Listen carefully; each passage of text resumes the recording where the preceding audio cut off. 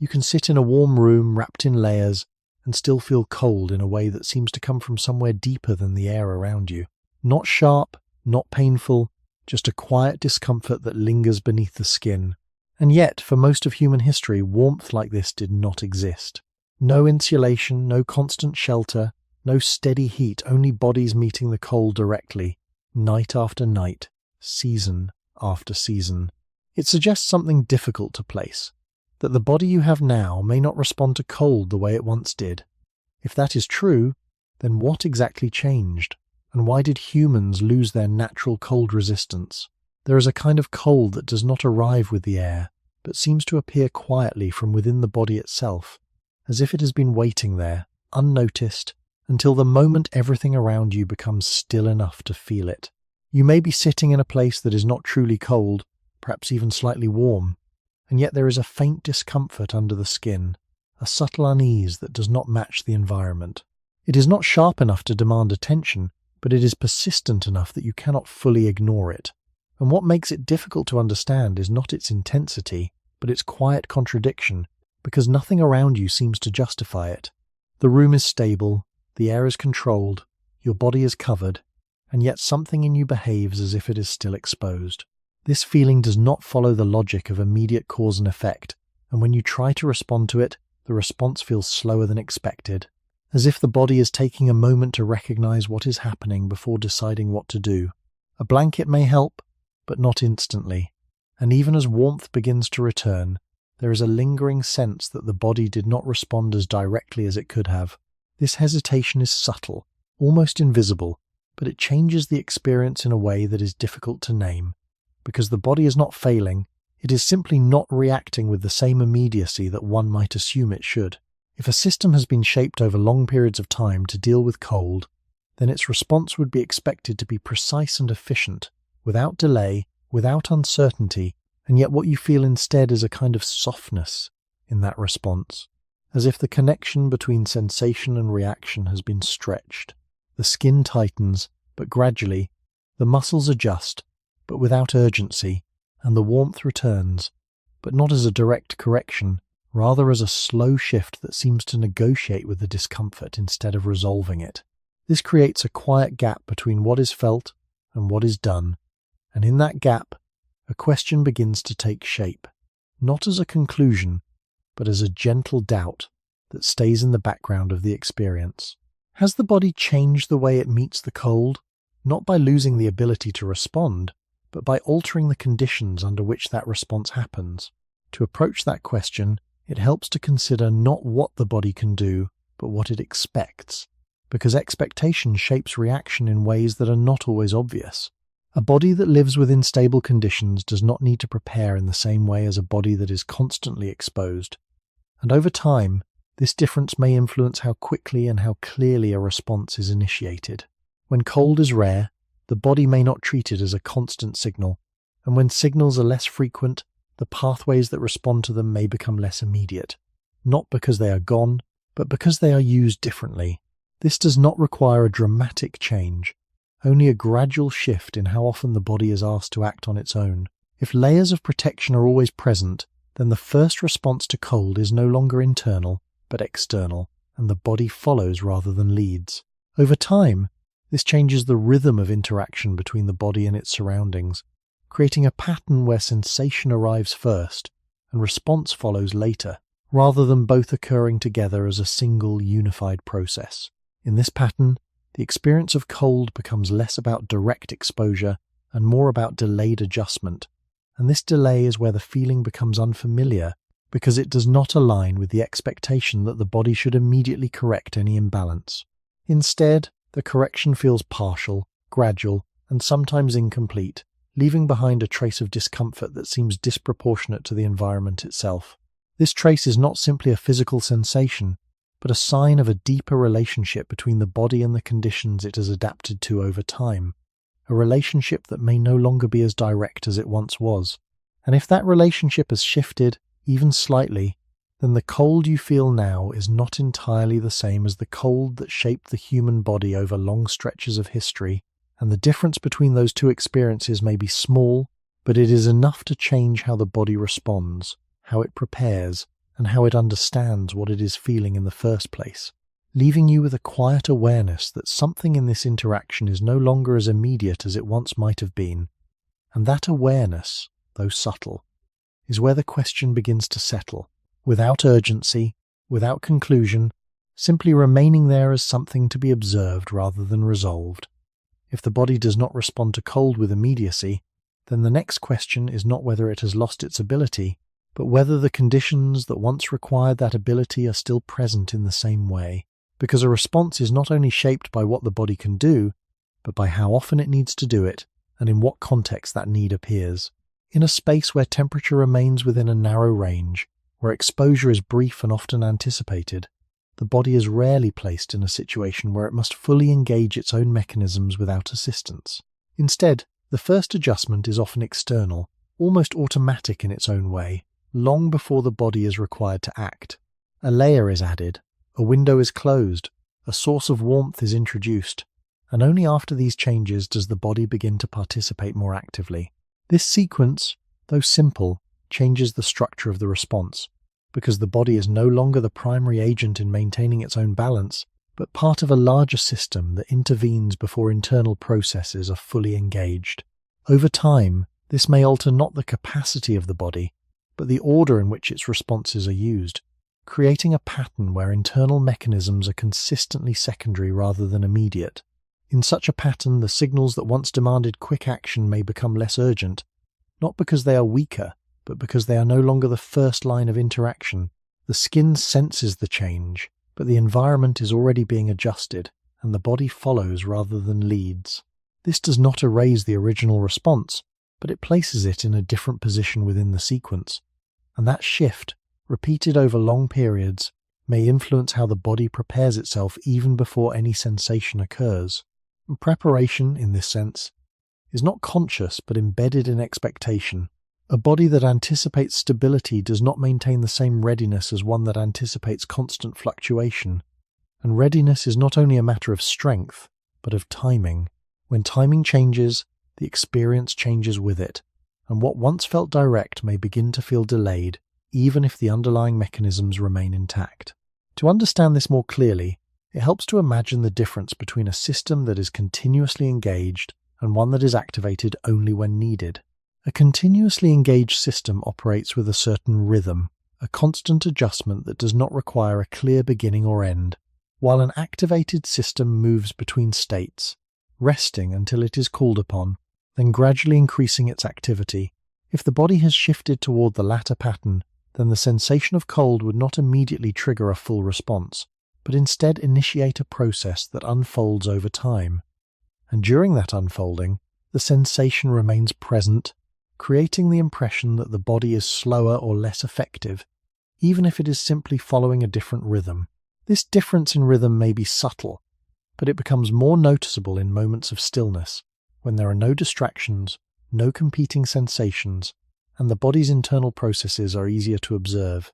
In those moments, the delay is not hidden by movement or by external changes, and the gap between sensation and response becomes more apparent, not as a failure, but as a shift in how the body organizes its reactions. This organization is not fixed, but shaped by repeated experience, and if the experience of cold has become less frequent or less intense, then the pathways that respond to it may become less dominant within the overall system of the body. They do not disappear, but they are used differently, and their activation may require a stronger or more sustained signal than before. As a result, mild cold may linger longer, not because it is beyond the body's ability to resolve, but because it does not immediately meet the threshold that triggers a full response. This creates a landscape where the body exists in a state of partial adjustment, neither fully comfortable nor fully engaged in correcting the discomfort, and within that state, the sensation of cold becomes something that is experienced more consciously, more continuously, rather than something that is quickly resolved and forgotten. This shift in experience is not necessarily negative, but it is different, and the difference points toward a broader change in the relationship between the body and its environment, one that is not defined by a single moment or a single cause, but by a gradual reordering of how responses are initiated, prioritized, and completed. When the body is no longer required to act first, it may begin to act later, and when it acts later, the the sensation that precedes that action becomes more noticeable, more persistent, and perhaps more unfamiliar than it once was, even though the mechanisms themselves remain quietly present beneath the surface, waiting not to be rediscovered, but simply to be used in a way that the current conditions no longer demand as often as they once did. If the body now responds later than it once might have, then the experience of cold is no longer just a matter of temperature, but a reflection of timing, of when a signal becomes strong enough to move the body into action, and when it remains in a quiet, unresolved state that stretches across minutes rather than moments. In that stretched state, cold becomes something you live with briefly, rather than something the body immediately corrects, and this changes not only how it feels, but how it is understood, because a sensation that lingers invites attention in a way that a quickly resolved one does not. You begin to notice it, to measure it, to wonder about it, even if only faintly, and in doing so, the cold becomes more than an external condition. It becomes part of your awareness of the body itself. This awareness is subtle, but it reveals something about how the body organizes its priorities, because not every imbalance is treated with the same urgency, and the threshold for action is not fixed, but shaped by patterns of exposure that extend beyond a single moment. If cold is no longer a constant pressure, then the body may allow a wider range of variation before it responds fully, holding itself in a state that is neither fully adjusted nor fully exposed, but somewhere in between, where small discomforts are tolerated rather than immediately resolved.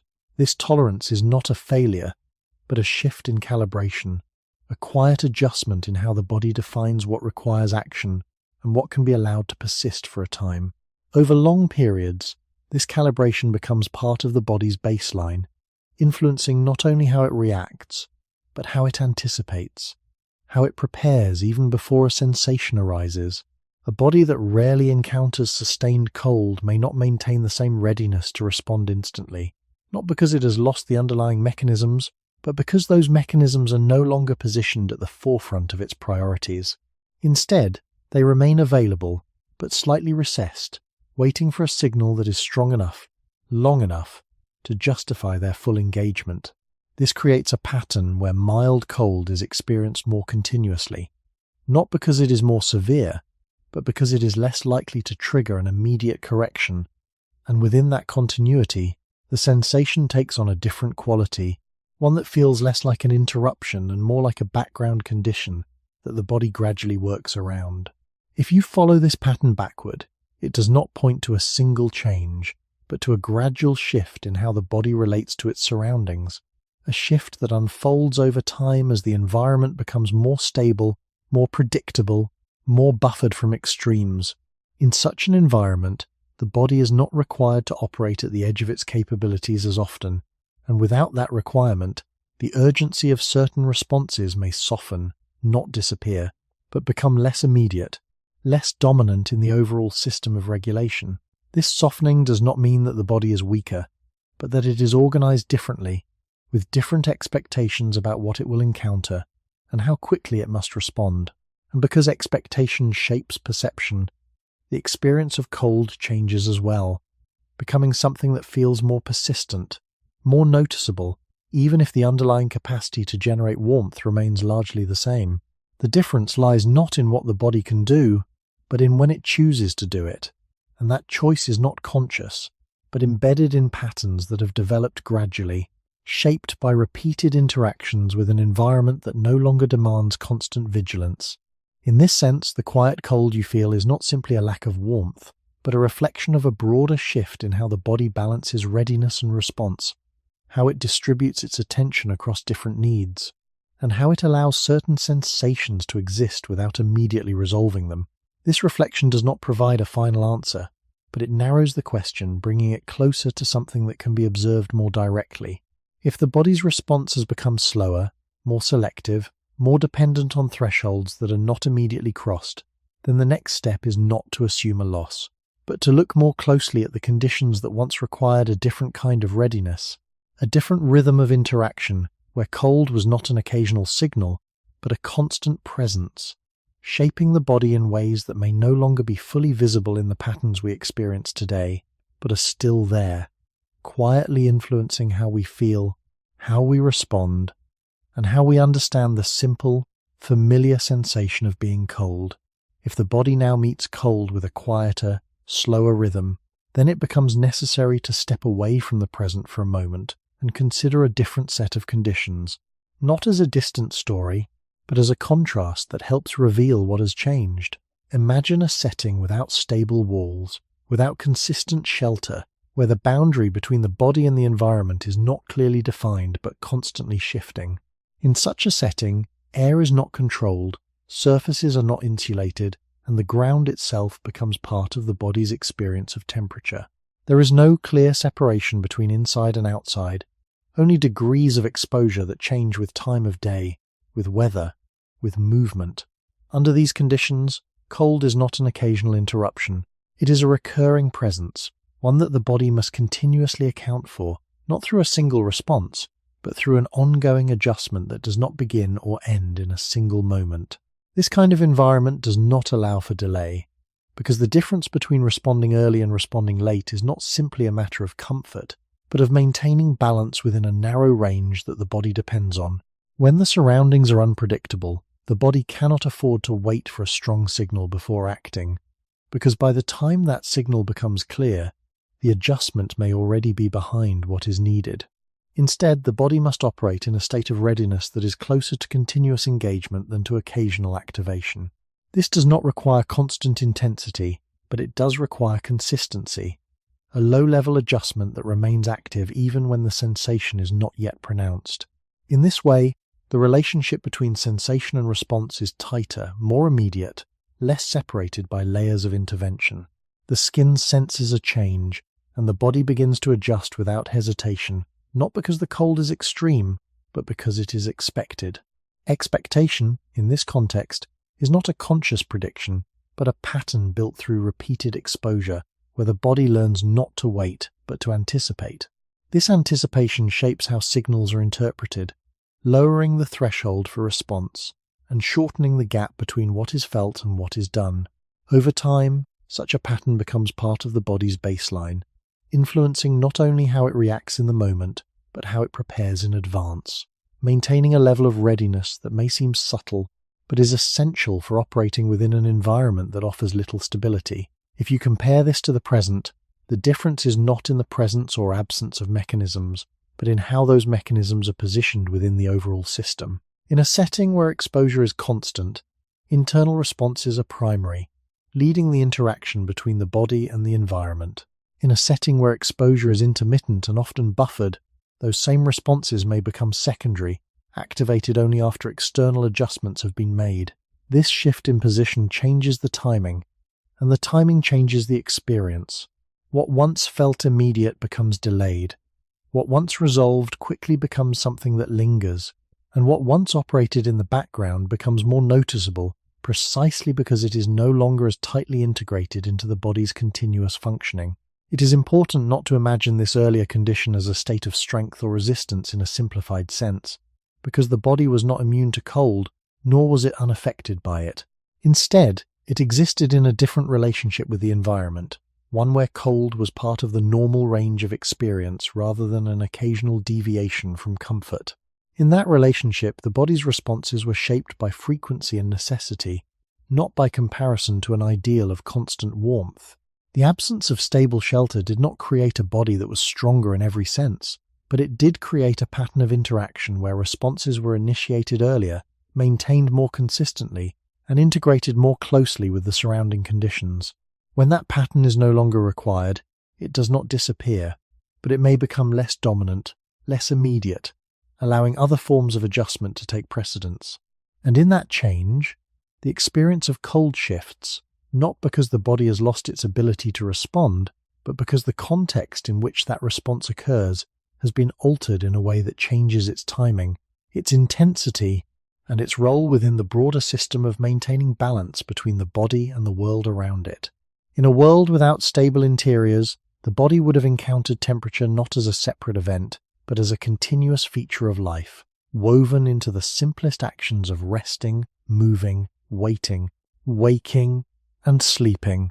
The ground would matter, the wind would matter, shade would matter, dampness would matter, and small differences in exposure would shape the body's experience hour by hour in ways that are difficult to feel in the same form today.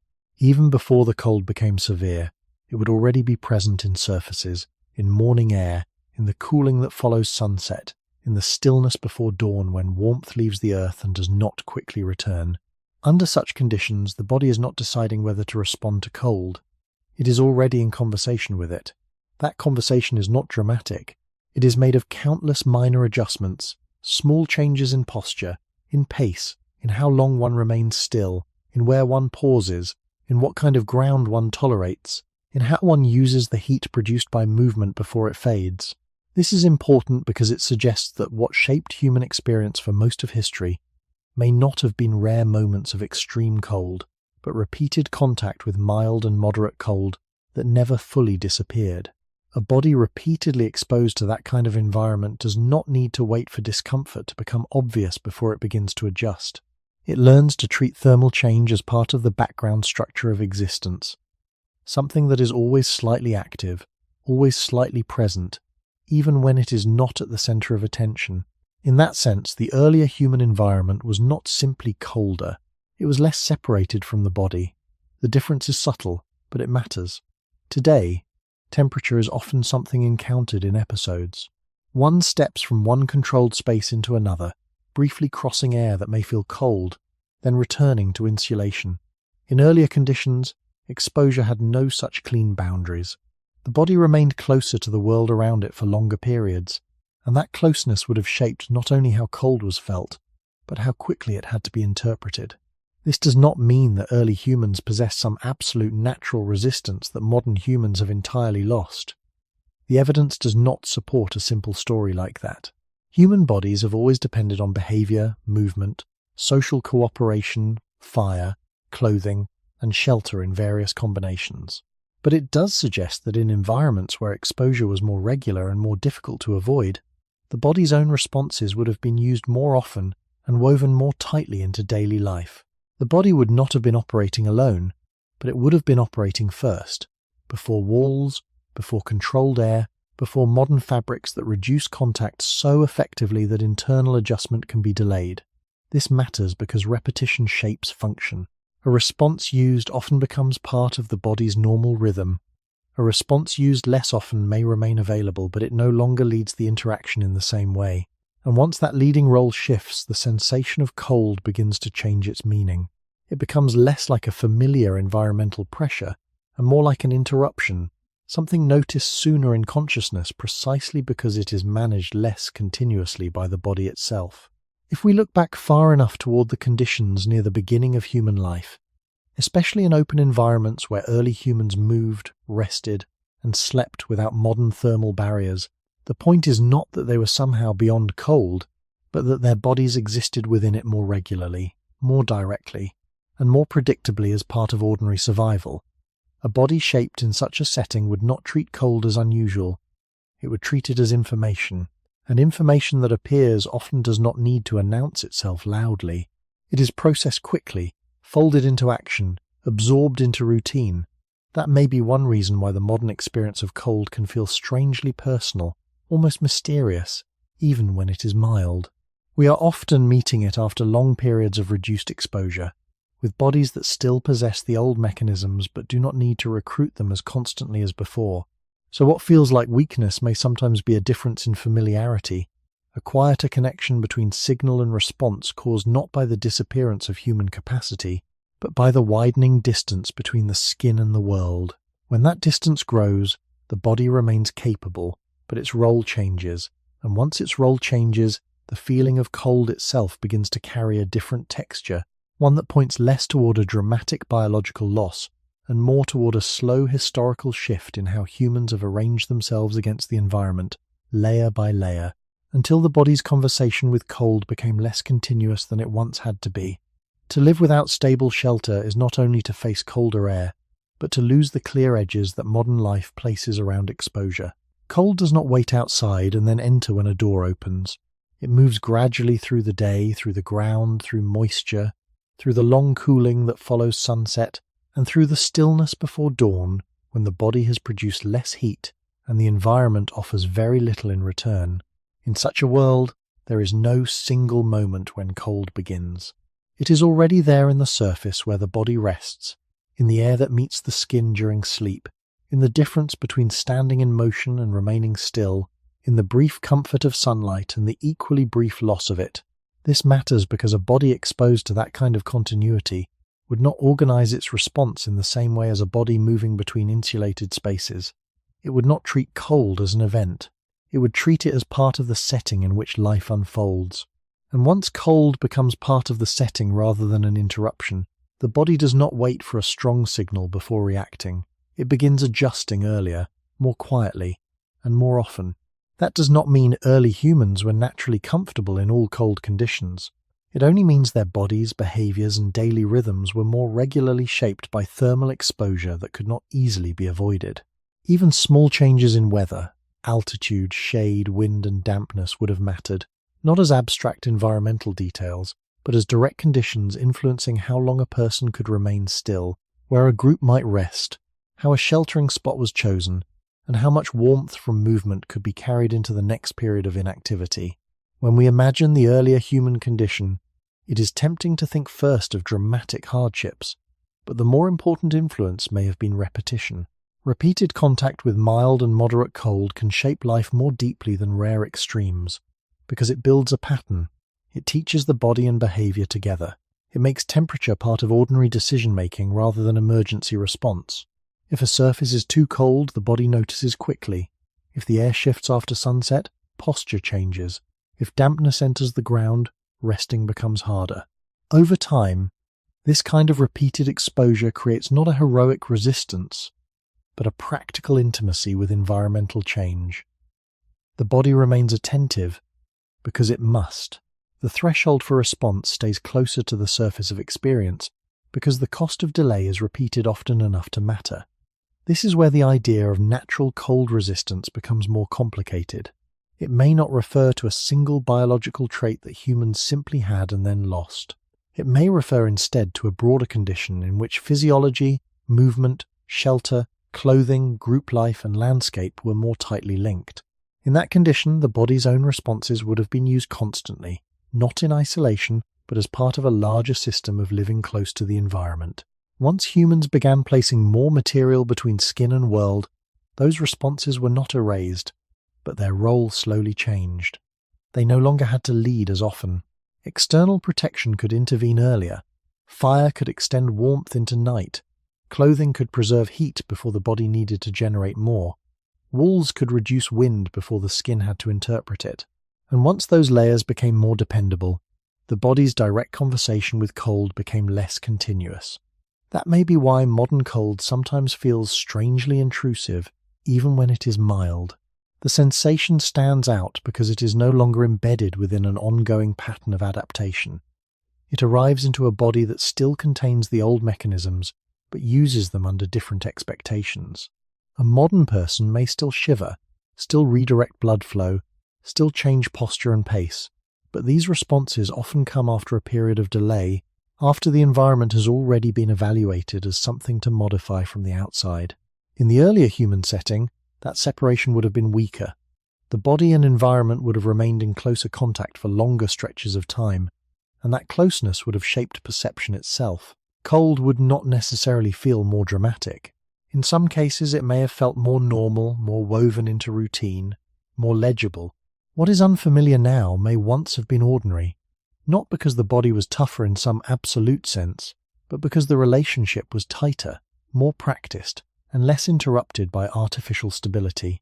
So when we ask why humans lost their natural cold resistance, the first useful step is not to imagine a vanished superpower, but to notice how different the original setting was.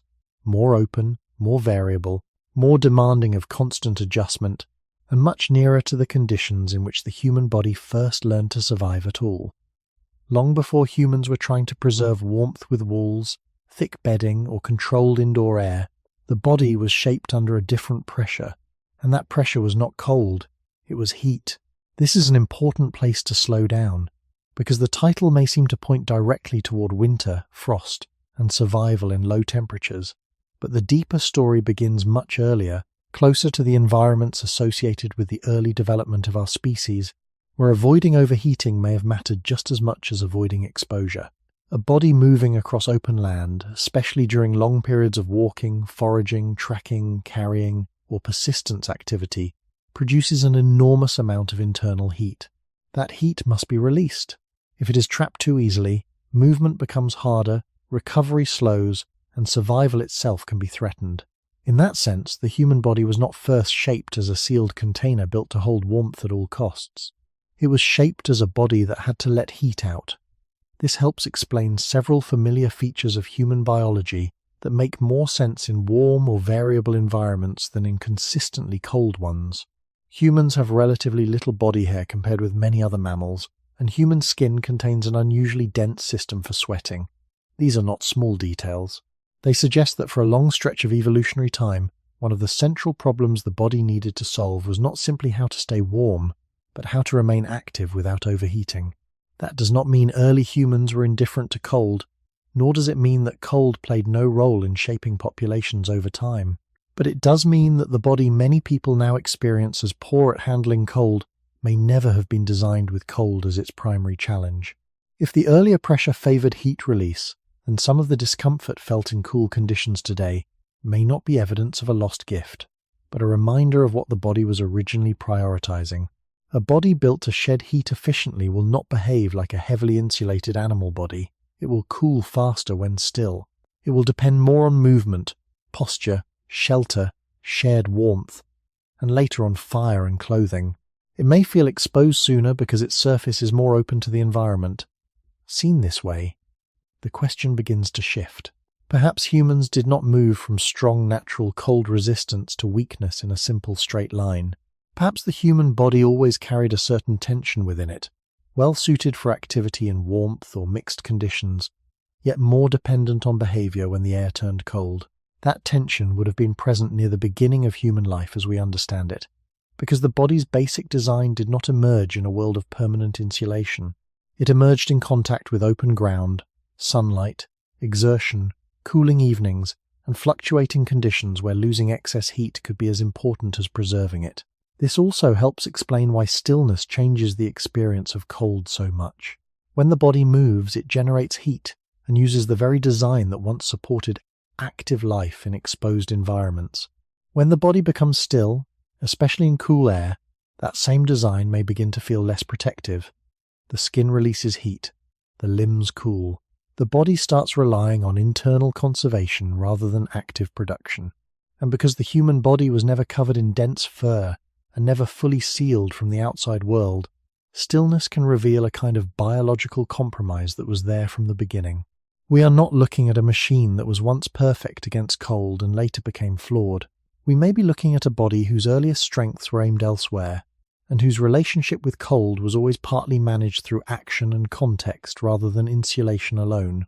If that is true, then the modern feeling of being bad at cold may not begin with decline, but with inheritance. We inherited a body that could travel, sweat, release heat, and remain active in conditions where many mammals would face a different balance of problems. That inheritance made human life possible in one direction, even if it left the body more exposed in another. And once later, humans began using tools, fire, clothing, and built environments to manage the colder side of that trade. The body may have grown even less dependent on solving the problem directly through physiology alone, not because the original design failed, but because it had never been built to solve only that problem in the first place. If heat mattered so deeply near the beginning of the human story, then many features of the body that seem inconvenient in cold air begin to look less like signs of failure, and more like traces of an older priority.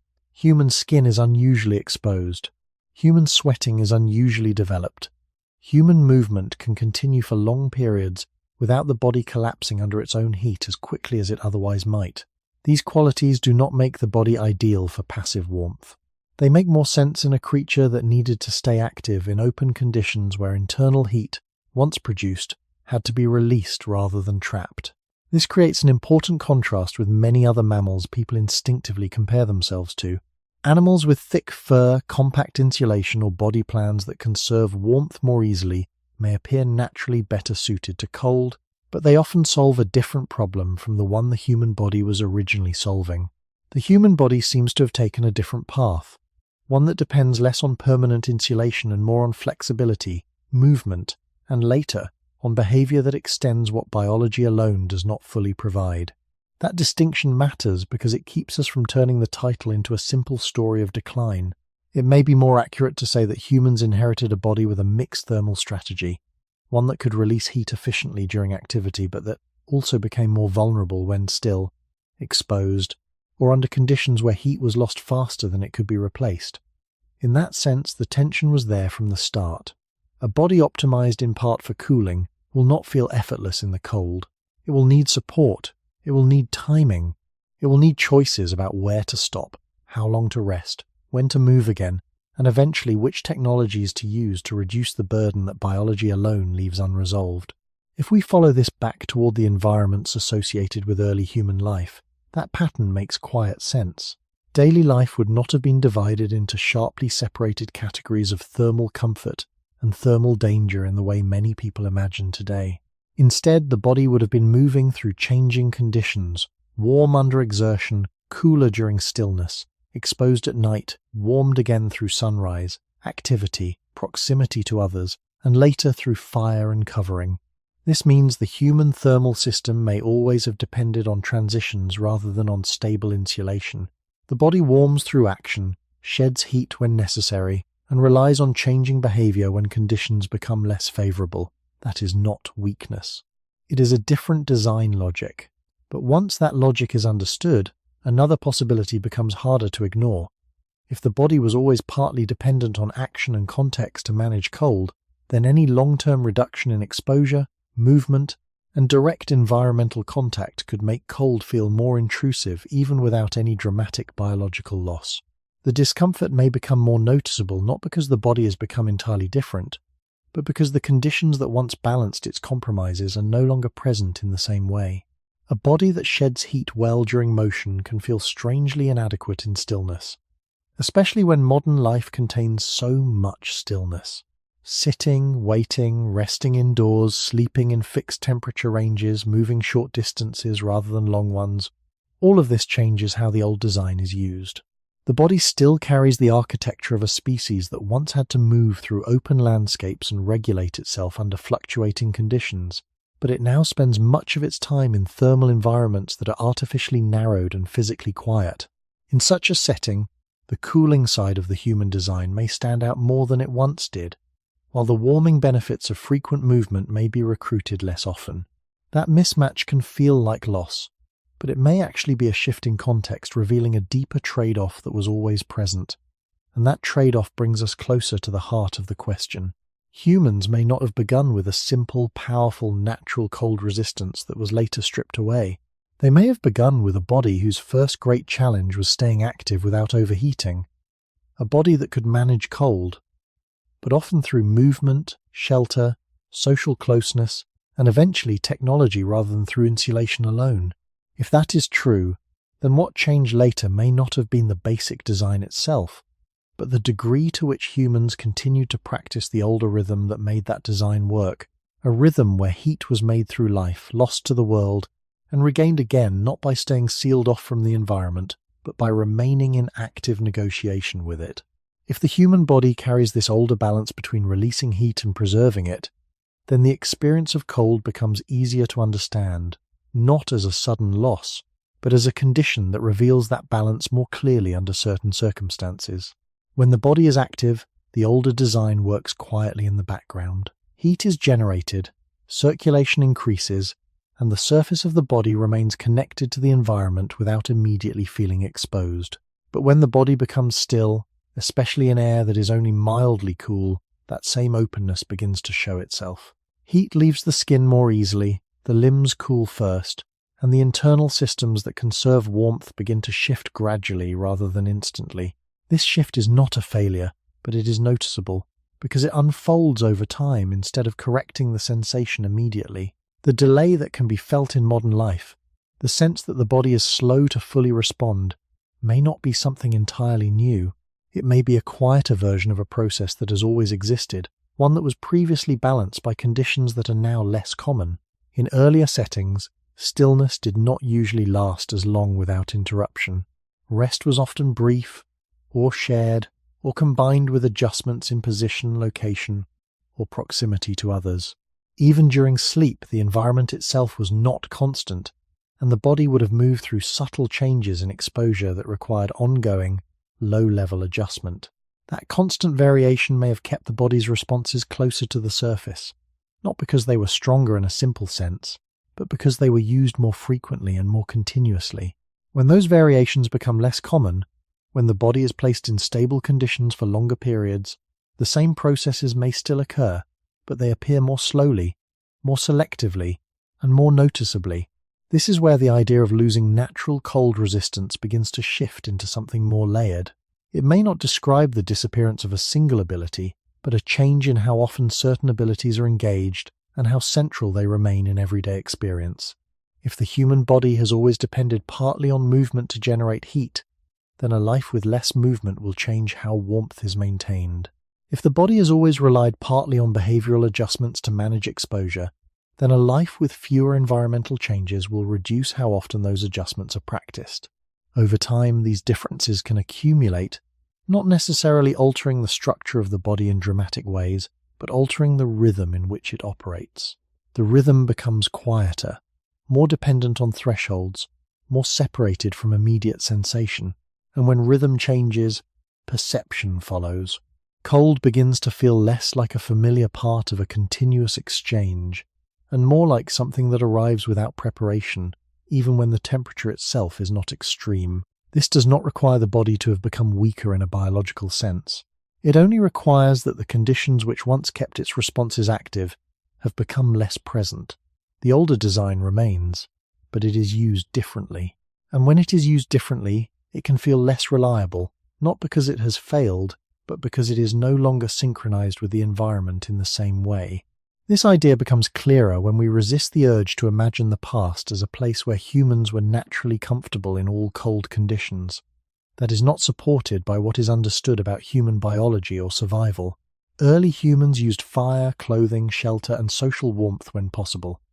They avoided unnecessary exposure when they could, but within those limits, they also lived in closer contact with fluctuating conditions that required their bodies to respond more often, more directly, and with less delay. That frequency may have kept certain responses sharper in timing, not because they were fundamentally different, but because they were constantly being used. When that constant use diminishes, the responses do not disappear, but they may shift into a pattern that feels slower, less immediate, and more noticeable when it does occur.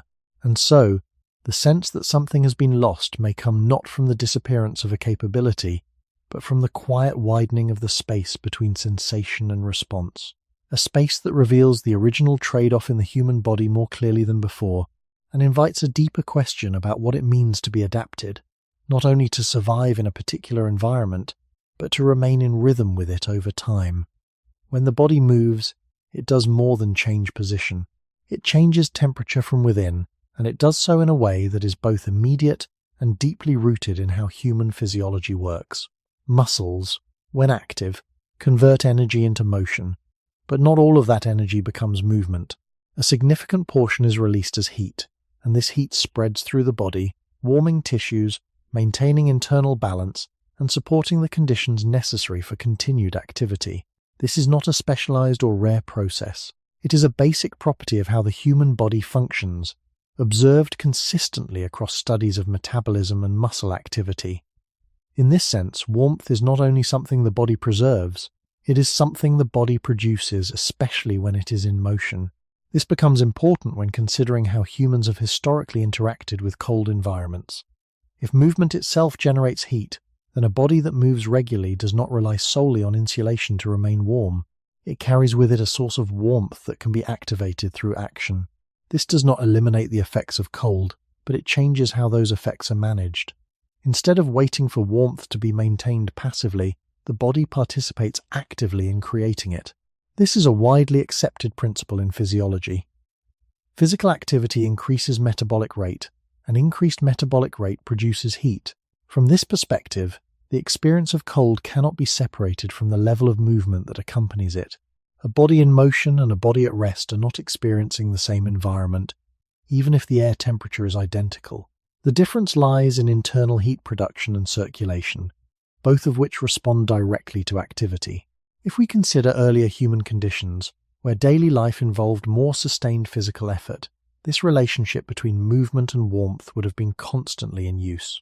Walking long distances, gathering, carrying, constructing, maintaining fire, adjusting shelter, these are not isolated actions, but part of a continuous pattern of engagement with the environment. In such a pattern, the body is rarely inactive for extended periods, and as a result, heat production remains more consistent. This does not imply that early humans were always warm, but it does suggest that their bodies were regularly generating heat through activity, reducing the duration of time spent in a fully passive cooling state. In contrast, modern life often includes extended periods of stillness. Sitting, waiting, resting in controlled environments, these states reduce muscular activity, and with it, the internal production of heat. When movement decreases, the body shifts toward conserving warmth rather than producing it, relying more on mechanisms such as reduced blood flow to the skin and subtle muscle activity. These processes are effective, but they are slower and less immediately noticeable than the warmth generated by active movement. As a result, the same temperature can feel colder when the body is still, not because the environment has changed, but because the internal contribution to warmth has been reduced. This difference is well documented in studies of thermoregulation, where activity level is a primary factor influencing how temperature is perceived and managed. If we return to the broader question, this relationship suggests that what may feel like a reduced ability to handle cold could in part reflect a change in how often the body uses movement as a source of heat. When movement becomes less central to daily life, the body spends more time relying on passive strategies, and these strategies unfold more gradually.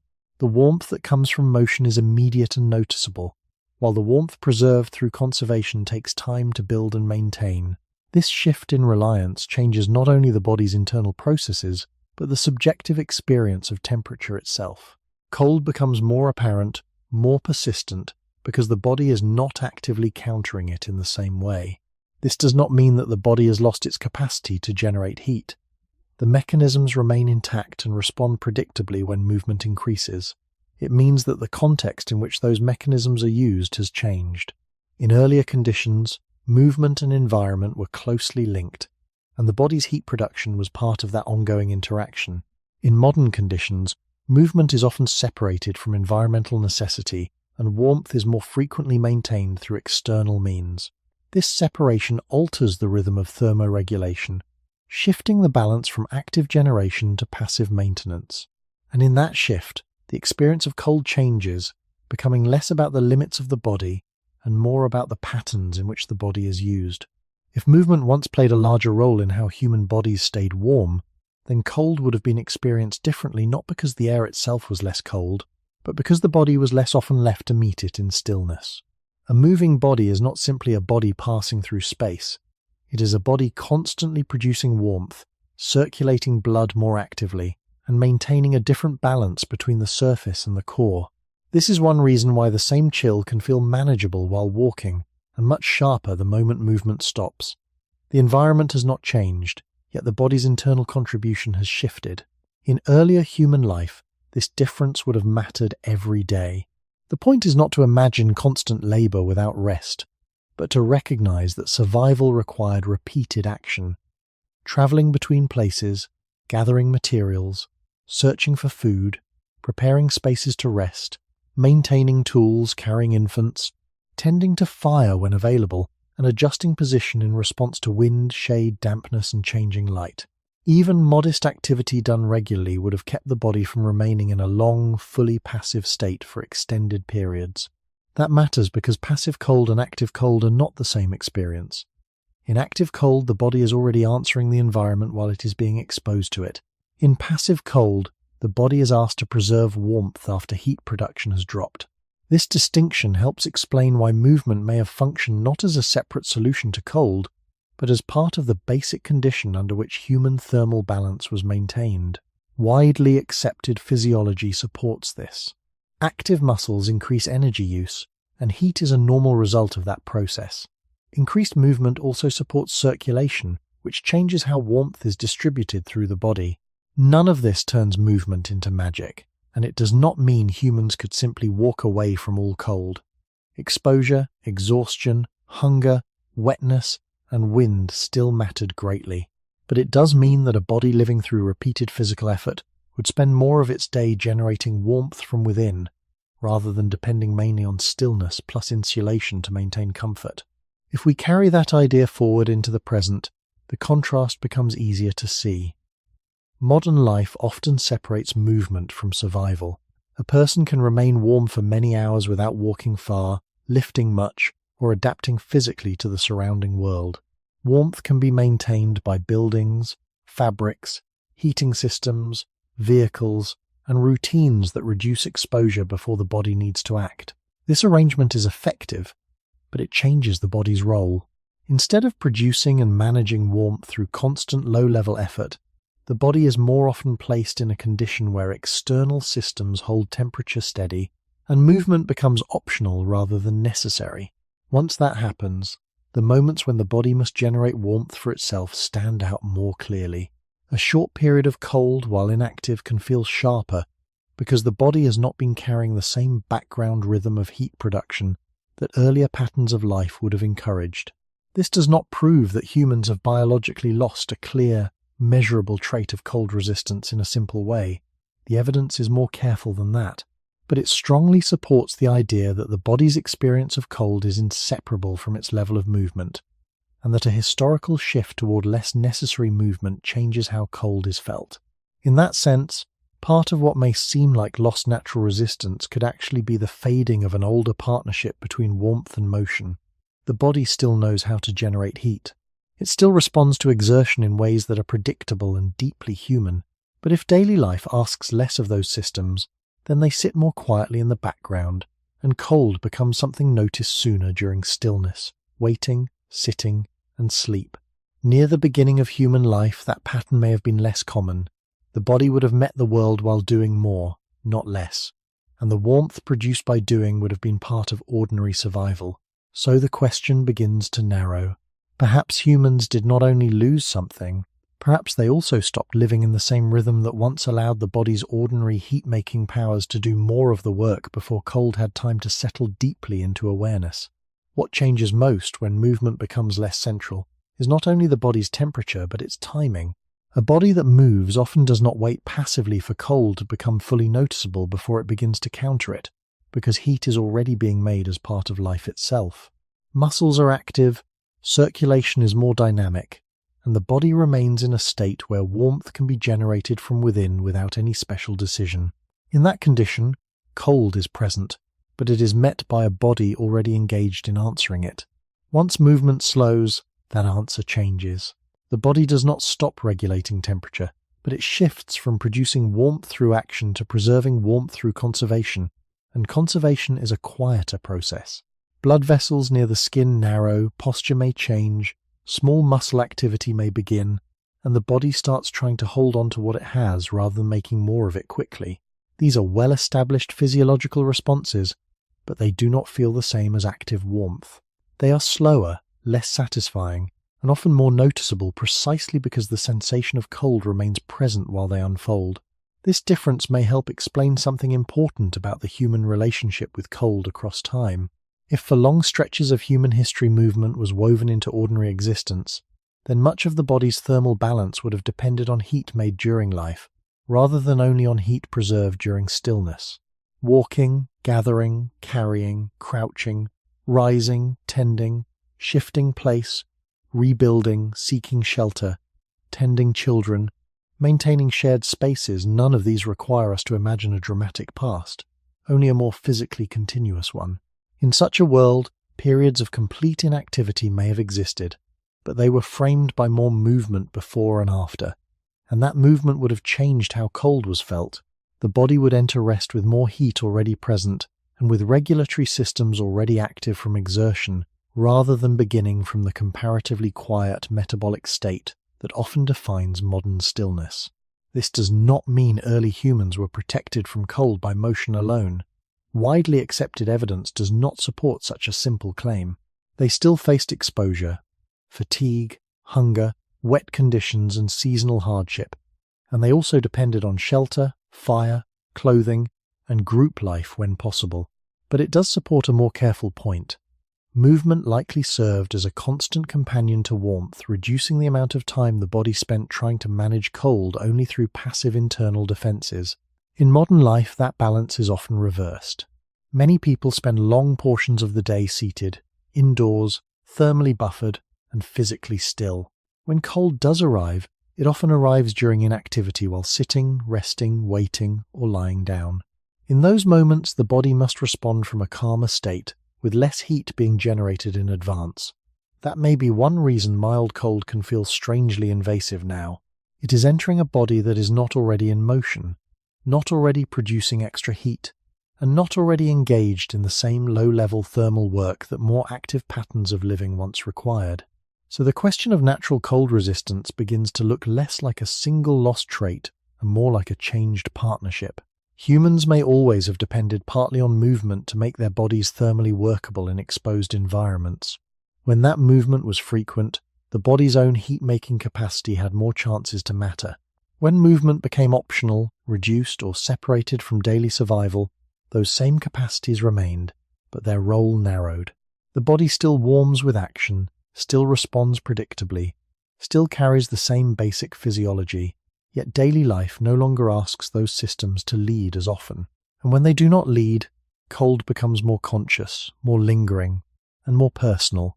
It feels as if something has gone missing, when part of what may be missing is not the mechanism itself, but the older rhythm in which that mechanism once operated. That rhythm mattered near the beginning of human life because the body was not built to stay warm through insulation alone. It was built to move, to generate heat while living, and to use that heat as part of an ongoing exchange with the world. If that exchange has thinned over time, then one part of the answer may be simple in structure, even if it is deep in history. Humans did not only lose resistance to cold, humans also lost a way of living that kept warmth in motion before cold had the chance to settle so deeply into stillness. At some point, without a clear boundary marking the transition, humans began to place more material between their bodies and the surrounding world. Not all at once, and not in the same way everywhere, but gradually, through small, practical changes that accumulated over time.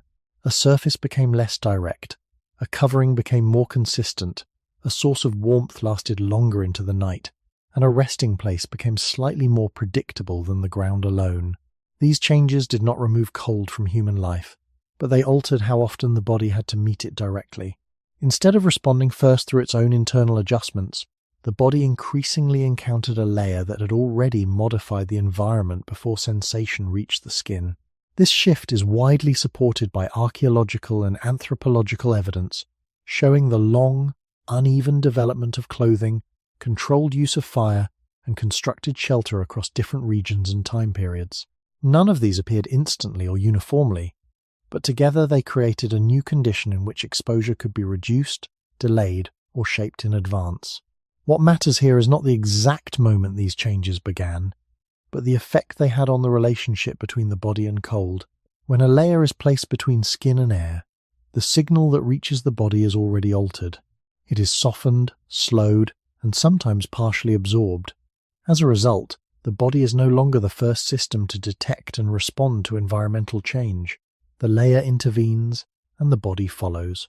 Over time, this changes the sequence of response. Cold does not move directly from environment to physiology. It passes through material, through space, through design, and only then reaches the body in a form that has already been modified. This does not eliminate the need for biological responses, but it can delay their activation. If the air outside is cold, but the space immediately around the body is less so, then the urgency of internal adjustment decreases. The body may still conserve heat, still shift circulation, still adjust posture, but it does so under different conditions, with less immediacy and often with less intensity. This is not a flaw. It is an adaptation of behavior and environment working together, but it changes how often the body must operate at the edge of its own capabilities. When fire is maintained through the night, the drop in temperature is reduced. When clothing retains warmth, heat loss is slowed. When shelter blocks wind, exposure is less direct. Each of these changes reduces the frequency with which the body must respond quickly and independently. Over long periods, that reduction matters, not because it removes the underlying mechanisms, but because it changes how often they are used in their full form. A response that is used less often does not disappear, but it may become less immediate, less dominant in the overall system. It becomes something the body turns to after external layers have done their part, rather than before. This reordering of roles is subtle, but it has consequences for perception. When the body is no longer leading the interaction with cold, the moments when it must act stand out more clearly. Cold becomes something noticed after protection is no longer sufficient, rather than something continuously managed from the beginning. This may contribute to the modern feeling that cold arrives too quickly or lingers too long, even when the environment is not extreme. The body is not necessarily less capable, but it is being asked to respond at a different point in the sequence, often later than before. If we return again to the earliest conditions of human life, the contrast becomes clearer. Without consistent layers, without reliable fire, without stable shelter, the body would have encountered temperature more directly and more often. Its responses would have been engaged earlier, not because the body was fundamentally different, but because there was less to intervene before sensation reached it. As layers were added over time, that directness was reduced. The body was given more support, more protection, and more stability, but it was also given fewer opportunities to operate as the primary regulator of its own thermal balance. This does not suggest that clothing, fire, or shelter made humans weaker. On the contrary, these developments allowed humans to survive in a wider range of environments and to reduce risks that would otherwise have been severe. But it does suggest that the role of the body within that system shifted, moving from first responder to secondary support. And once that role shifts, the experience of cold shifts with it, becoming something that is encountered after layers fail or become insufficient, rather than something continuously negotiated by the body itself from the very beginning. Once these first layers became more dependable, they did more than reduce discomfort. They began to reorganize the entire sequence through which humans stayed warm. Fire did not simply add heat. It changed the meaning of night. Clothing did not simply cover skin. It changed the speed at which the environment reached the body. Shelter did not simply block rain or wind. It created a space in which the body could remain more stable, without having to answer every fluctuation directly. Archaeology and anthropology support this general picture even if the exact timeline differs across regions and populations. Evidence for controlled fire, the use of animal skins or tailored coverings in some later populations, and the gradual construction of more protective living spaces all point toward the same broad shift. Humans increasingly managed thermal stress through material culture as well as through physiology. This is where the story becomes especially important, because the body does not experience the same cold when it is filtered through layers. A current of cold air that meets bare skin produces one kind of signal. That same air, slowed by fur, plant fiber, hide, woven material, or enclosed space, produces another.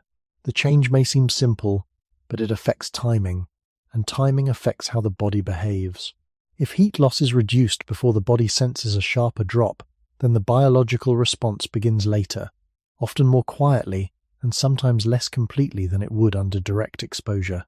The body still has the same basic tools. Blood flow can still be redirected. Muscles can still generate heat. Posture can still change. But these tools are now operating inside a different arrangement, one where external materials do part of the work first. This matters because repeated reliance on external protection changes the role of the body without needing to change the body's structure in any dramatic way. A mechanism can remain fully present and yet become less central if another layer routinely intervenes before it must act. Over generations, this does not have to mean that human biology lost an ability in any simple or total sense. It may instead mean that biological readiness became less important in daily life, because clothing, fire, and shelter absorbed more of the burden. In such a setting, the body is not abandoned. It is supported, but support can also create distance. The distance is between the skin and the air, between a sudden drop in temperature and the internal urgency that would once have followed it more quickly. As that distance grows, the body spends less time in direct negotiation with cold and more time inside moderated environments where only part of the signal gets through. This is one reason the idea of natural cold resistance must be handled carefully. It is easy to imagine that humans once possessed a direct bodily strength against cold and then lost it as comfort increased. But the evidence suggests something more subtle. Humans became better at managing cold by changing the environment around the body. That success may have reduced how often the body needed to rely on its own full, immediate responses. In other words, protection can preserve life while also reducing exposure, and reduced exposure changes practice. A body that is less often called on to answer cold directly is still capable, but its responses may become less woven into ordinary daily rhythm. They remain available, but they are summoned later. And when they arrive later, cold may feel stranger, more noticeable and more intrusive than it once did. If we trace this back toward the earlier phases of human existence, especially those closer to the environments in which our species first lived without strong thermal barriers, the contrast becomes clearer. Then, the body and the environment were in closer contact for longer stretches of time. Later, material culture slowly widened that gap. The widening was beneficial, even necessary, but it altered the relationship. Cold no longer had the same direct path to the body, and the body no longer had to answer it first in so many situations. This does not mean humans became less intelligent in thermal terms. It means they became more dependent on systems outside the body to shape the conditions of warmth before physiology had to act. And once warmth is increasingly created around the body rather than only within it, the body's own conversation with cold begins to quiet. Not because it has ended, but because another voice has entered first and begun speaking on its behalf. As these layers became part of ordinary human life, they changed something deeper than comfort. They changed what the body needed to be ready for. A body that lives close to open air, bare ground, wind, and cooling night must stay prepared to answer temperature directly and often. A body that lives inside repeated protection enters a different pattern. It still carries the same basic thermoregulatory systems, but it no longer needs to keep them at the same level of immediate use, because part of the work has already been done outside the body before the cold fully arrives. This is the quiet consequence of success. Fire, clothing, and shelter did not merely protect humans from the environment. They gave humans a way to shift thermal control outward, from skin and muscle into objects, materials, spaces, and habits. Once that shift begins, the body is still involved, but it is involved later in the sequence. Heat is preserved by a covering before blood vessels need to narrow as strongly. Wind is reduced by walls before the skin has to interpret its full force. Warmth from embers or shared shelter carries the body through part of the night before internal strain becomes as great as it would have been in open exposure. None of this is speculative in its general pattern. It follows widely accepted principles of archaeology, anthropology, and physiology. Human survival increasingly depended not only on what the body could do by itself, but on how successfully humans could shape their surroundings to reduce thermal pressure before the body had to bear it fully. Over long stretches of time, this likely altered daily experience in a simple but powerful way. Cold became less continuous. It did not disappear, and it did not become harmless, but it was interrupted more often. It was softened, delayed, filtered. That matters because continuous exposure and interrupted exposure do not train the same rhythm of response. A body that meets cold directly each day remains in close conversation with it. A body that meets cold only after layers have failed or thinned meets it more selectively, and selective response always changes perception. The sensation becomes more noticeable because it no longer forms part of a continuous background. It stands out. It feels like an event. In earlier conditions, the body may have had to make many small adjustments all the time. Later, with better layers in place, those adjustments may have become less frequent, less constant, more concentrated into the moments when protection was absent, insufficient, or broken. This does not mean the body became biologically incapable. It means its role was reduced in ordinary conditions. The most important thermal work was increasingly done before physiology had to step in. That is why the title of the video needs to be handled carefully. Humans may not have lost a single natural cold resistance in the sense of a clean, measurable power that simply faded away. What humans may have lost, more gradually, was the old immediacy of contact. The skin no longer met the world in the same unbuffered way. The body no longer had to answer first in so many ordinary situations. Instead, tools and environments carried more of the burden. This shift would have been one of the great advantages of being human. It allowed expansion into colder places, longer survival during harsh seasons, and a wider margin between the body and danger. But every advantage reorganizes dependence. As warmth became something humans could build around themselves, the body was relieved of some of its constant practice. And practice matters, not only in skill, but in timing. A system used repeatedly stays near the surface of life. A system used less often stays available, but more recessed, more conditional, more dependent on thresholds being crossed before it fully awakens. That may be why modern cold can feel oddly intrusive even when it is mild. It reaches a body that still contains the old responses but often does not keep them active at the same low, continuous level that earlier life may have required. The body is not empty of capacity. It is simply living within a new order, one where warmth is often created outside first and inside second. So by the time humans had reliable layers between themselves and the air, the question was no longer only how to survive cold through physiology. It had become how to live so that physiology no longer needed to lead every time. And once humans learned to do that well, something subtle followed. Not the disappearance of cold response, but the beginning of a quieter body, one less constantly rehearsed by exposure, and more often carried by the protective world humans had slowly learned to build around themselves. At this point, an important distinction begins to matter more clearly, because not every way of staying warm belongs to the body in the same sense. Some responses are biological.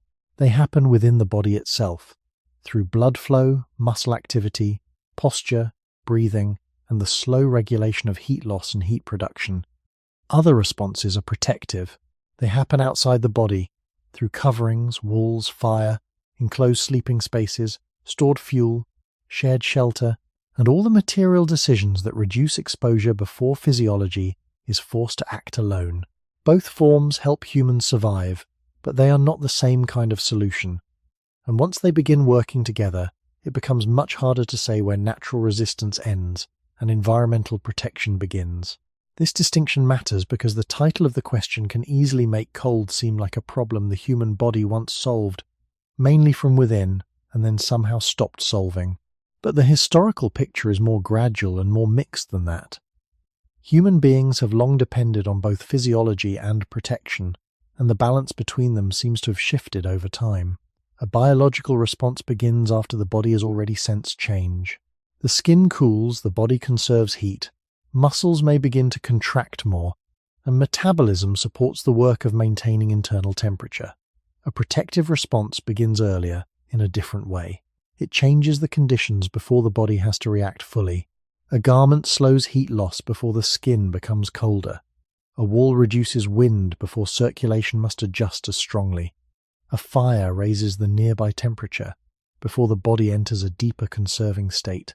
These protective layers do not replace biology, but they can soften the signal and delay the point at which biological effort becomes intense. Once that happens regularly, the body is no longer working in the same sequence it would under direct exposure. It is still present, still active, still capable, but it is no longer acting first as often. That is why adaptation and protection should not be confused. Adaptation, in the broad biological sense, involves traits and responses that belong to the organism itself. Protection involves changing the environment so the organism does not need to bear the full pressure directly. Humans are unusual, partly because protection became one of our major strengths. Instead of waiting for the body alone to solve every thermal problem, humans increasingly shaped external conditions to reduce the problem in advance. This was not a weakness. It was one of the most effective strategies our species ever developed. But every strategy has consequences for rhythm. If protection acts first again and again, then biological responses are called on later and under softer conditions. They may remain intact, yet become less central in ordinary life. This helps explain why the question of cold resistance cannot be answered by looking only at the body as if it were isolated from tools, materials, and built space. Near the beginning of human life, the body and the environment stood in much closer contact. Later, protection widened that distance. As the distance widened, the burden of warmth moved outward. More of the task was handled by layers around the body instead of adjustments within it. In that sense, humans may not simply have lost natural cold resistance. Humans may have redistributed cold management across a larger human system, one that included body, behavior, objects, and place. Once that happens, the biological side does not disappear, but it becomes one part of a broader arrangement. And broader arrangements change expectations. The body can become less practiced at meeting cold directly, not because evolution erased its mechanisms, but because daily life gave those mechanisms fewer moments in which they had to lead. This may be why modern cold can feel so revealing. It reaches past the layers only after many protections have already been tried. By then, the sensation stands out more sharply in awareness, almost as if the body has been caught later than before, asked to answer only when comfort has already been disturbed. So the distinction between adaptation and protection does more than clarify vocabulary. It changes the whole shape of the question.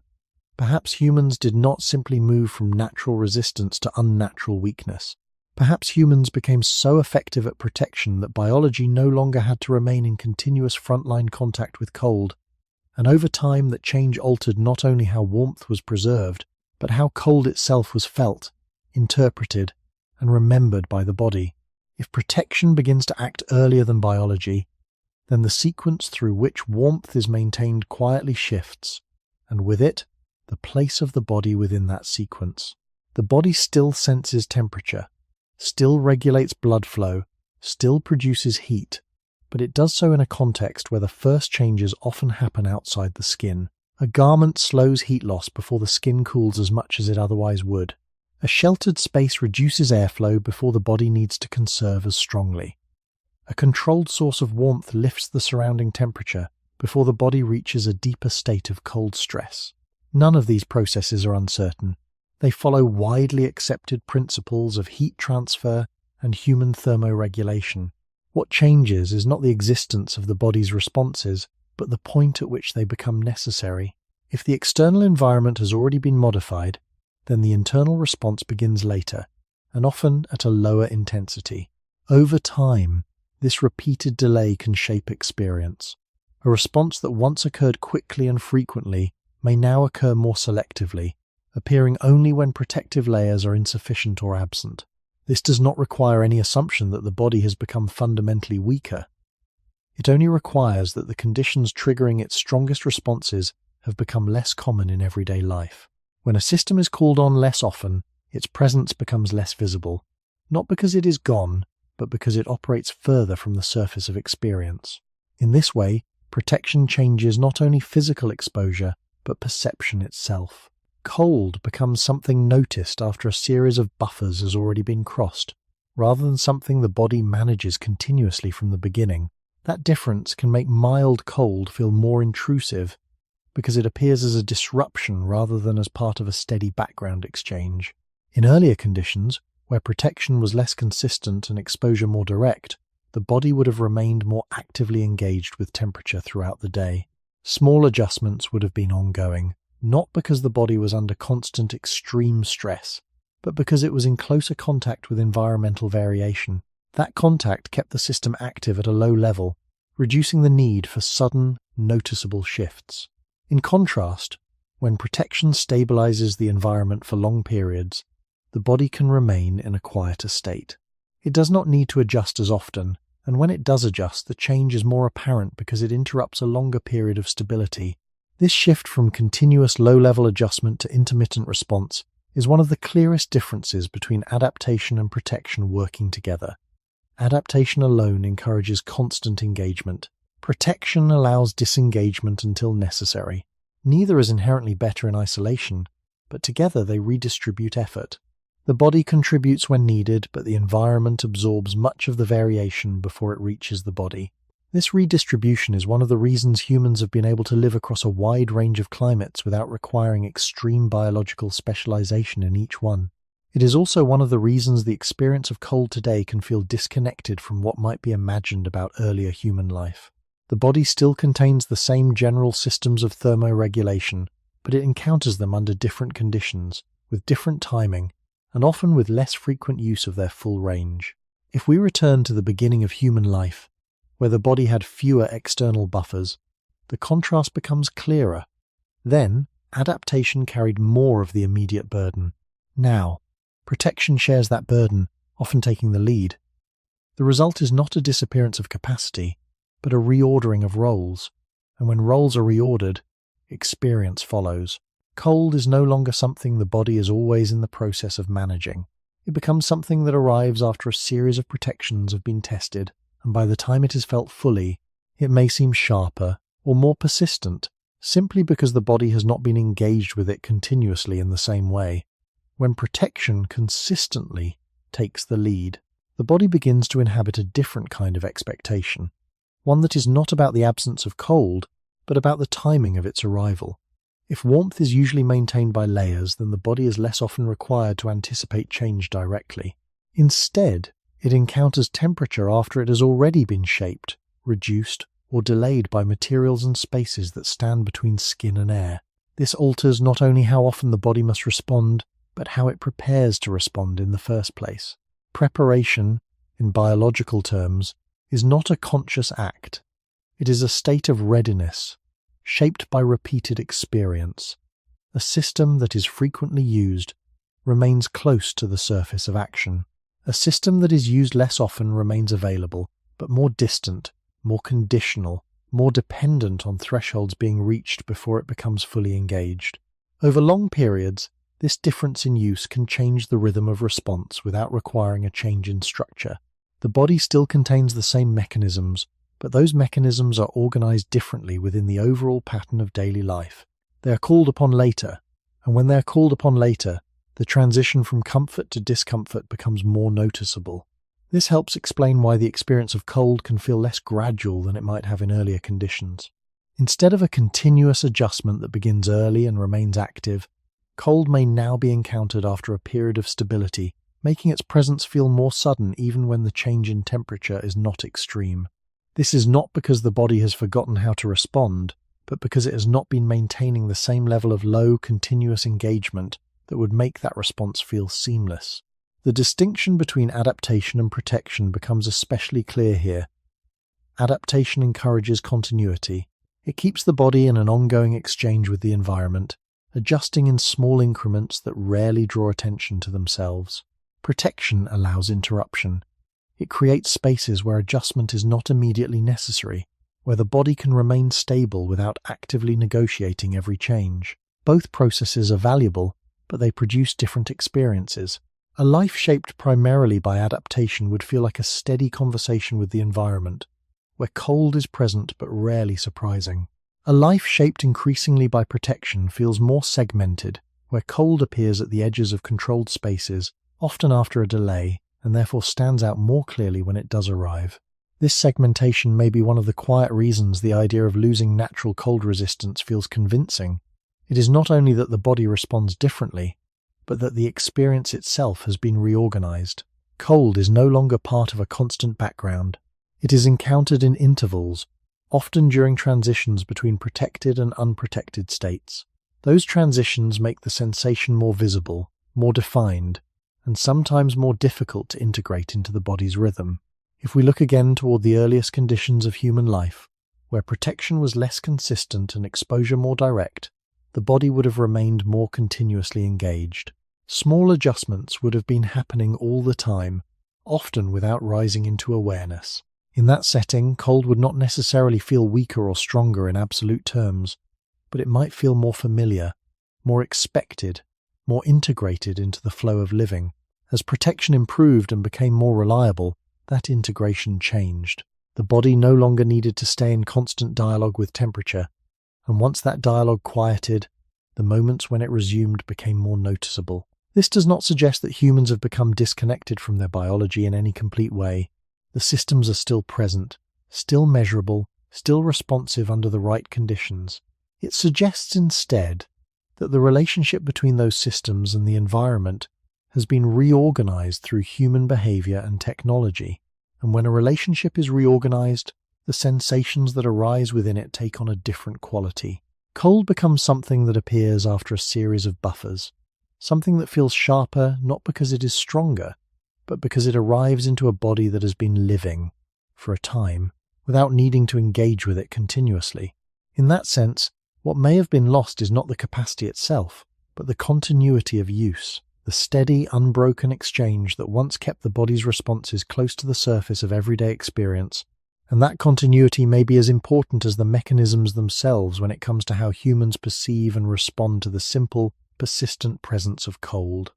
When a change becomes reliable enough, it begins to shape not only daily experience, but the conditions into which new generations are born. This does not mean that human biology transforms quickly in response to comfort, nor does it mean that a few generations of warmer houses or thicker clothing can erase deep evolutionary traits. The science is far more careful than that. But it does mean that when protective layers become normal across long stretches of time, the body develops within a different pattern of exposure than before. Infants are wrapped earlier. Children sleep in more stable conditions. Adults spend more of life inside structures that soften wind, reduce dampness, and narrow the range of temperatures the body must meet directly. Across generations, this does not necessarily create a new human body in any dramatic sense, but it does create a new continuity of experience. And continuity matters because the body is always learning how often to engage certain responses, how strongly, and under what conditions. Widely accepted research in physiology shows that repeated exposure influences thermoregulatory responses over time within a lifetime, while anthropology and history make equally clear that the human thermal environment has changed greatly through clothing, shelter, fuel use, and built space. Taken together, these ideas suggest something modest but important.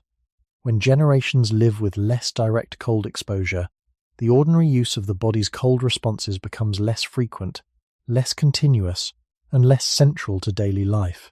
This is not the same as saying those responses disappear. It is closer to saying that they are practiced within narrower boundaries.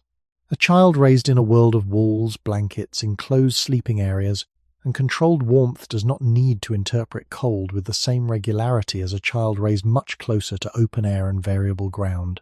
The biological systems remain human, but the rhythm in which they are recruited changes early, and that early change can shape what later feels normal. Cold may come to feel less like a familiar background condition and more like a distinct discomfort that interrupts stability. Once that pattern repeats across many generations, the culture built around the body changes as well. People arrange homes, routines, and expectations around narrower thermal ranges. Communities build for insulation.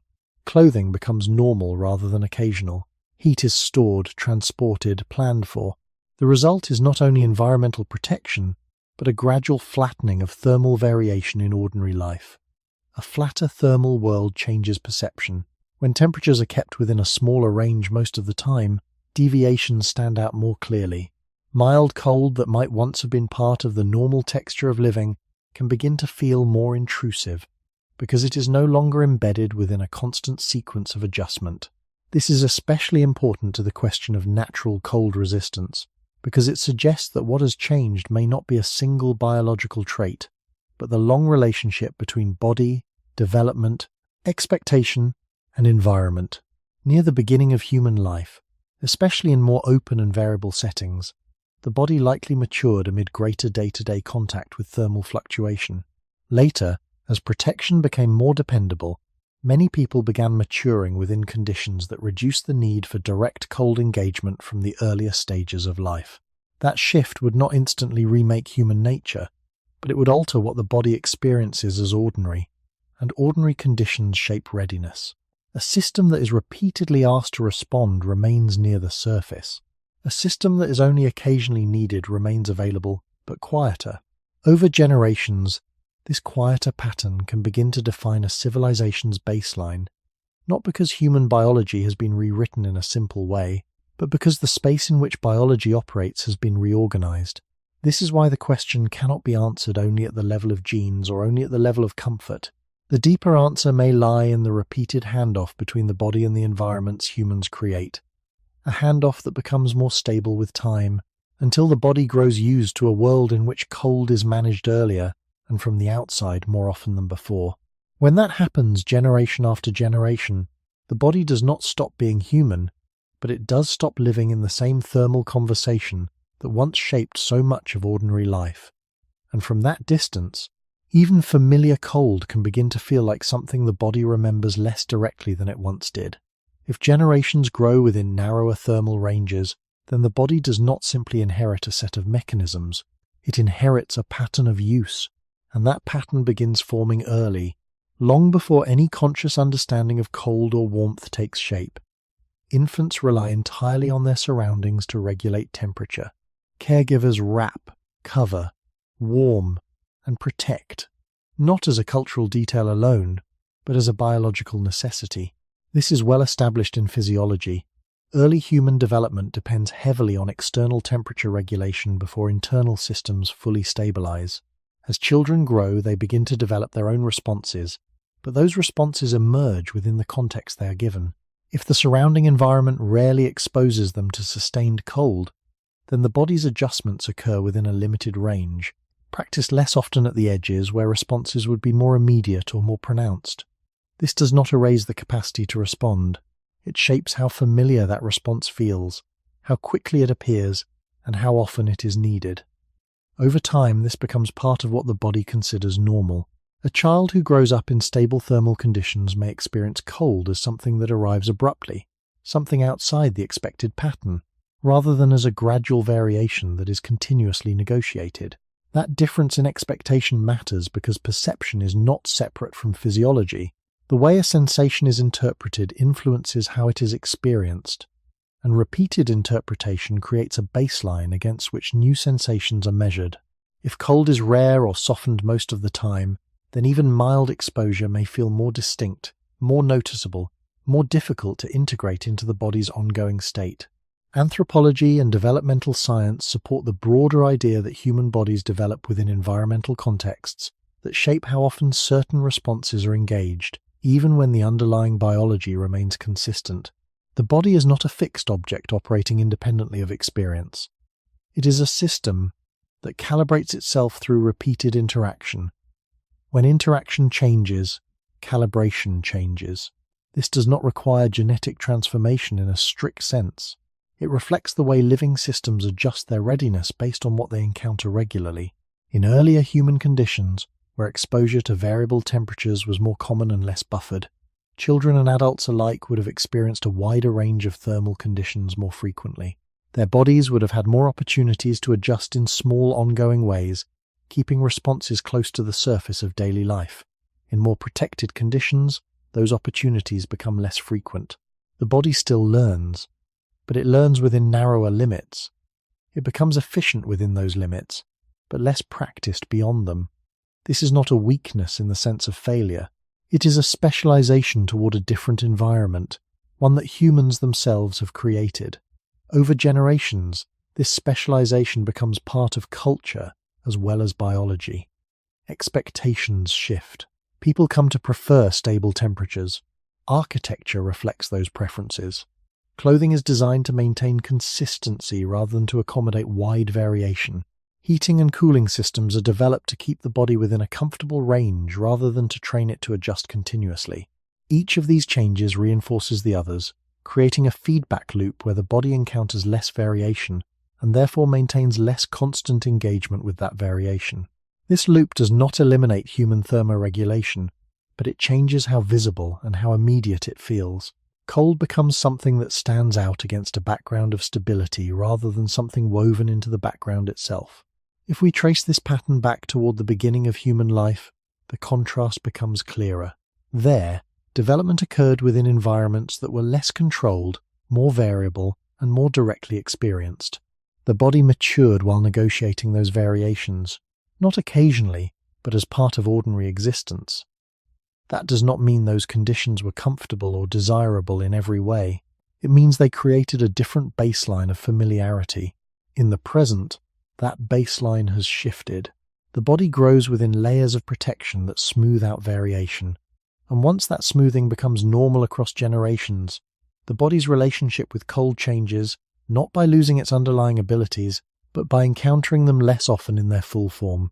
And when a response is encountered less often, it can feel more distant, more effortful, and more noticeable when it finally appears, giving rise to the quiet impression that something has been lost, when what has changed may be the continuity of experience that once kept the body's responses in constant, practiced use. If this pattern continues across many generations, then the change becomes less about any single individual and more about a shared human condition, one in which the body and its environment are coordinated in a new way from the beginning of life onward. The body still forms according to the same broad biological principles, still capable of adjusting circulation, generating heat, and conserving energy when needed, but it does so within surroundings that reduce how often those capabilities must be used at their full extent. Over time, this creates a difference not in what the body can do, but in how familiar those actions feel, how quickly they appear, and how integrated they are into ordinary experience. A response that is rarely called upon can begin to feel like something that arrives late, something that must be waited for rather than something that unfolds continuously in the background. This difference in familiarity is subtle, but it shapes perception in a powerful way. Cold may seem sharper not because it is objectively stronger, but because it interrupts a longer stretch of thermal stability that the body has come to expect. In earlier conditions, where temperature varied more frequently and more directly, that interruption may have been less distinct, absorbed into a continuous process of adjustment that rarely stood out on its own. This idea is supported by a broad understanding of how human systems respond to repeated experience. The body adapts to patterns. When a condition is encountered often, the response becomes efficient, immediate, and less noticeable. When a condition is encountered rarely, the response remains possible but can feel slower, more effortful, and more visible when it occurs. This principle does not require speculation about dramatic biological change. It reflects a general property of living systems, observed in areas ranging from sensory processing to metabolic regulation. In the context of cold, it suggests that a reduced frequency of direct exposure can alter how the body organizes its responses, even if the underlying mechanisms remain intact.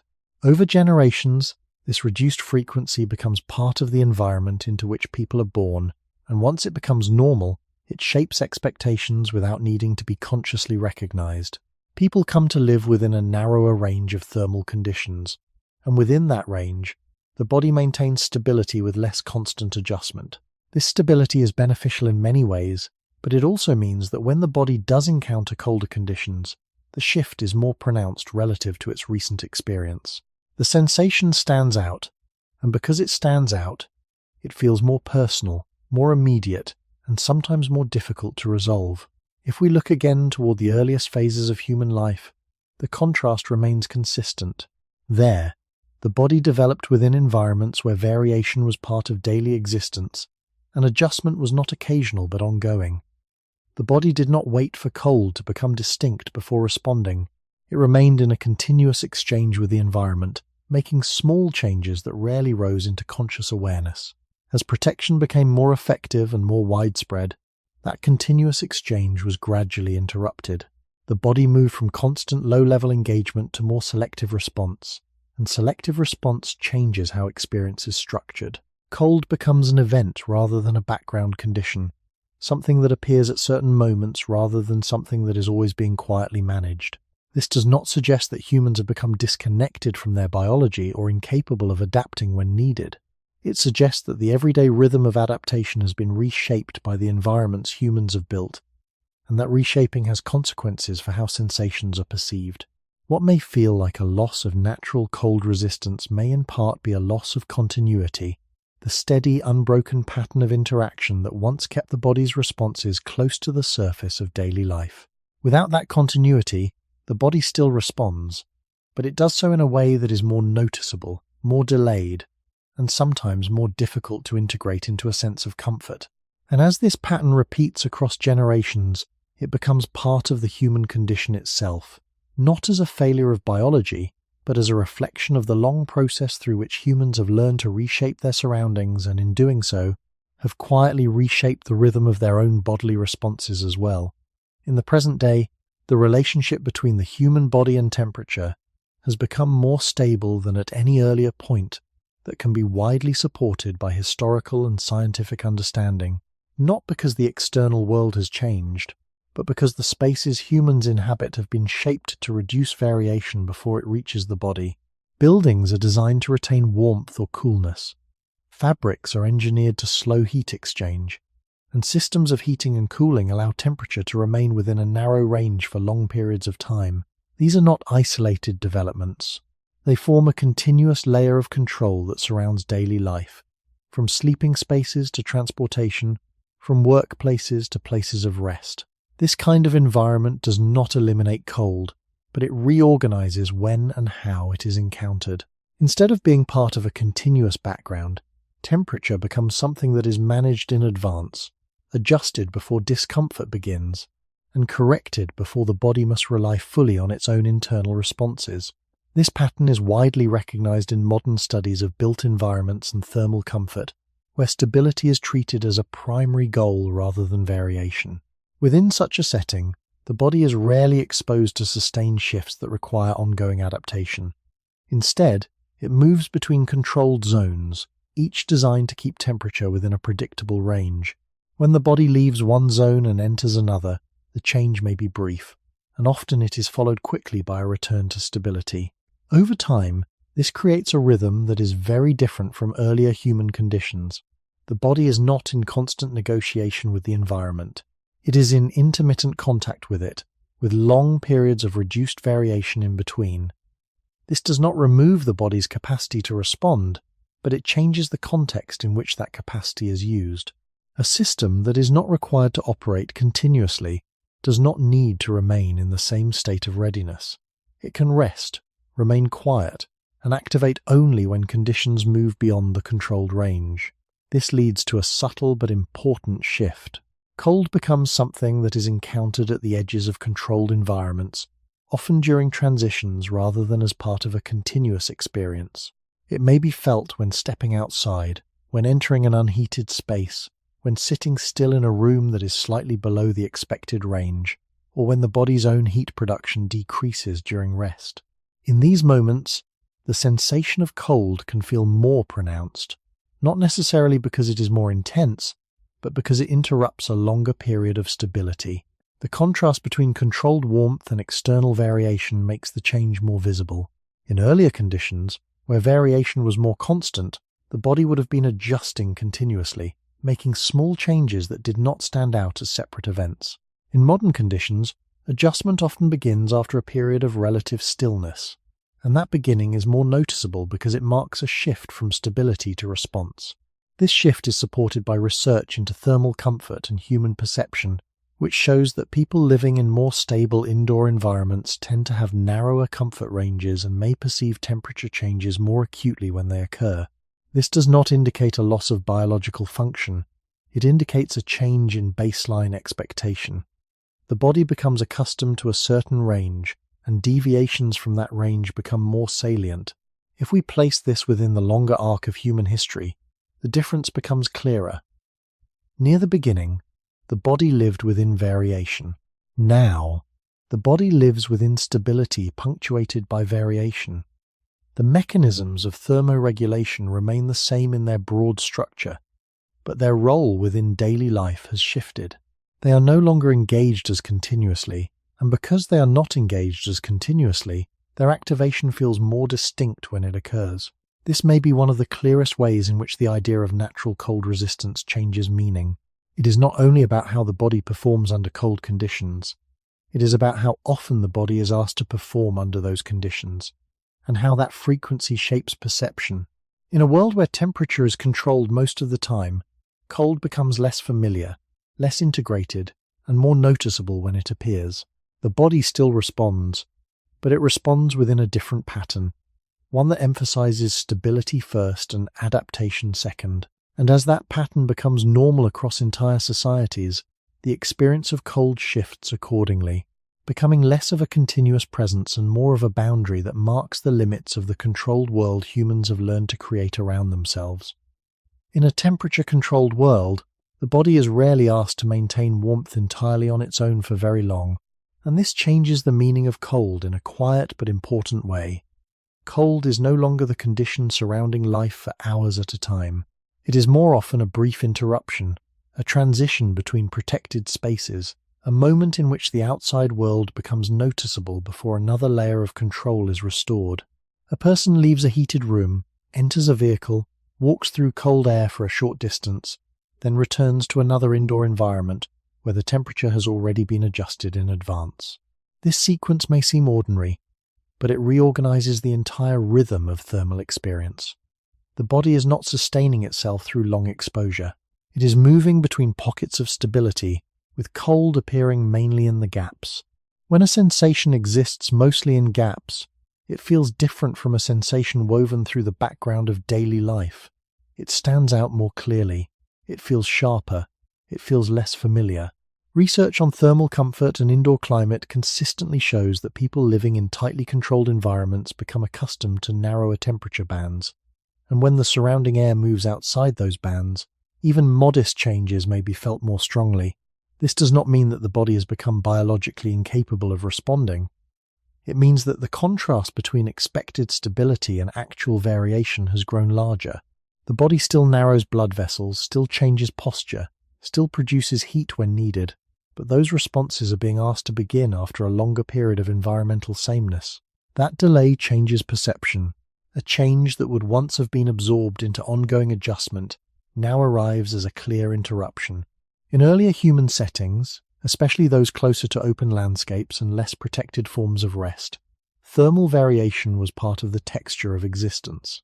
Morning, afternoon, shade, wind, dampness, firelight, shared sleeping, movement and stillness all created gradual changes that the body had to manage continuously.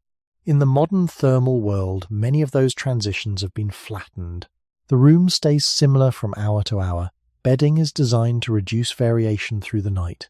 Clothing is chosen in advance to narrow the effect of outdoor conditions. Work and travel are often arranged so that exposure is reduced before the body needs to adapt deeply.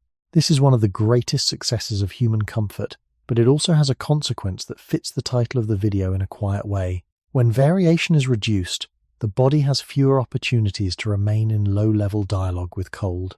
That dialogue does not disappear, but it becomes intermittent. And intermittent dialogue always changes how a signal is experienced. Cold begins to feel like something that arrives more suddenly and leaves more slowly, even when the actual temperature is not severe, because the body is meeting it from a baseline of thermal stability rather than from a state of ongoing adjustment. This may be one reason many people feel cold, most clearly not in extreme weather, but in mild settings where their expectations have already been shaped by indoor comfort. A room that is only slightly cool can feel deeply unpleasant if the body has spent many hours within a narrower comfort zone. The problem is not only the air itself, it is the contrast between what the body has been expecting and what it is now being asked to handle. Near the beginning of human life, that contrast may have been smaller because variability was more constant. The body did not spend as much time inside spaces that removed temperature from awareness almost completely. It remained closer to a moving environment, and because it remained closer, its responses likely stayed more continuously engaged at a low level. Today, the body often enters cold from stillness, from softness, from stable rooms and predictable surfaces. That makes cold feel less like an ordinary environmental fact and more like an intrusion. So when people say the body seems less naturally resistant to cold, part of what they may be sensing is not only biology, but the modern thermal bubble itself. A world so successful at smoothing temperature that the body now experiences cold mainly as a break in comfort, rather than as a familiar element of life that must be negotiated all along. When cold appears mainly at the edges of controlled spaces, it begins to take on a different role in human experience, one that is less about constant negotiation and more about interruption. And this shift quietly changes how the body interprets what it feels. Instead of being part of an ongoing background that the body adjusts to in small, continuous ways, cold becomes something that arrives after a period of stability, and anything that arrives after stability tends to feel more distinct, more immediate, and more difficult to ignore. The body is not meeting the environment from a state of gradual adaptation. It is meeting it from a state of relative stillness, where temperature has been held within a narrow range and where internal systems have not needed to remain as actively engaged. When the environment shifts outside that range even slightly, the change can feel disproportionate to the actual difference in temperature, because it represents a break in the pattern the body has come to expect. This effect is supported by research on human perception and thermal comfort, which shows that expectation and prior exposure strongly influence how temperature is experienced. A person who has spent hours in a stable indoor climate will often perceive mild cold more sharply than someone who has been moving through varied conditions over the same period of time. The body has not changed in its basic structure between those two cases, but the context has changed, and context shapes sensation. Over time, as more of daily life takes place within environments that maintain narrow temperature ranges, this pattern becomes normal. The body grows accustomed to stability, and stability becomes the reference point against which all variation is measured. In such a setting, cold no longer feels like a familiar condition that is always present in some degree. It feels like something that enters from outside, something that disrupts rather than accompanies. This difference may seem small, but it has consequences for how the body's responses are experienced. When cold is part of a continuous exchange, the body adjusts without drawing much attention to the process. When cold arrives as an interruption, the beginning of that adjustment becomes more visible, and because it is more visible, it can feel slower, less effective, even if the underlying mechanisms are functioning normally. This may be one of the reasons modern cold is often described in terms that suggest loss, as if something in the body is no longer working as it once did. But if the timing of exposure has changed, then the timing of response will feel different as well. The body is not responding later because it has forgotten how to respond. It is responding later because it is being asked to respond later, after external systems have already maintained comfort for as long as they can. In earlier human conditions, especially those closer to open environments without continuous insulation, the body would have been engaged in adjustment from the beginning of exposure, not after a delay. The transition from warm to cool would have been more gradual, more continuous, and therefore less noticeable as a distinct event. In modern conditions, that transition is often compressed into a shorter period, making the difference feel sharper even when it is mild. This compression changes perception. It creates the sense that the body is less prepared, less immediate, less resistant, when in fact it may simply be encountering cold under a different structure of experience. If we bring this back to the central question, the idea of losing natural cold resistance begins to look less like a clear biological decline and more like a shift in how and when the body is asked to engage with temperature. The modern thermal environment has created a world where cold is delayed, softened, and then encountered in brief, more noticeable moments. The body still responds, but it does so within that new pattern, and the pattern itself shapes how the response feels. What was once continuous has become intermittent. What was once background has become interruption, and what was once quietly managed may now feel like something that the body struggles to resolve. Not because it has lost its capacity, but because the rhythm of its interaction with the environment has been fundamentally rearranged by the very systems that were built to protect it. Even after so many layers of protection have been built around human life, the body has not become empty of its older responses to cold. They are still there, quiet and measurable, waiting beneath the routines of clothing, shelter, and controlled temperature. When the skin cools, blood vessels near the surface still narrow. When heat begins to fall, the body still works to preserve the warmth of the core. When exposure continues, muscles can still begin the small involuntary contractions that produce heat. None of this belongs to fantasy or nostalgia. These are widely accepted features of human thermoregulation, observed in physiology again and again. The important question, then, is not whether the body still contains the old machinery. It does. The deeper question is how often that machinery is asked to work in a direct, continuous way, and what happens to experience when a system remains present but is no longer used as steadily as before. This is where the idea of memory becomes useful, not as a mystical force, but as a way of describing biological continuity. The body still carries responses shaped over long stretches of human life, but the conditions that once kept those responses near the surface have changed. A mechanism can remain intact while its place in daily life becomes quieter. It is still part of the body, but it no longer leads as often. In modern thermal environments, many cold responses appear only after comfort has already been disturbed, after clothing has proven insufficient, after a room feels cooler than expected, after stillness has lasted long enough for warmth to begin slipping away. Because of that delay, the response can feel less like an ordinary background adjustment and more like something the body is suddenly trying to recover. Yet what feels sudden is often only newly noticeable. In earlier conditions, the body may have been making countless small adjustments all the time, too continuously to stand out. Now, those same processes are more likely to become visible only when the protective world around the body thins or fails. This creates an illusion of disappearance. We feel the response later, so it seems weaker. We notice it more sharply, so it seems less natural. But in many cases, the body is still doing what human bodies do. It is narrowing the path of heat loss, redistributing circulation, producing warmth through muscle activity, and trying to preserve internal balance, as it always has.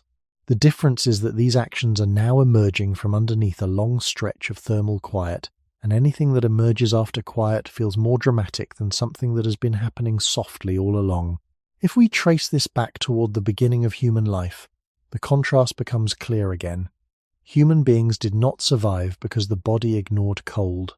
Human beings survived because the body answered cold while living close to it, and because behavior, movement, fire, shelter, and later more elaborate protections worked alongside that physiology.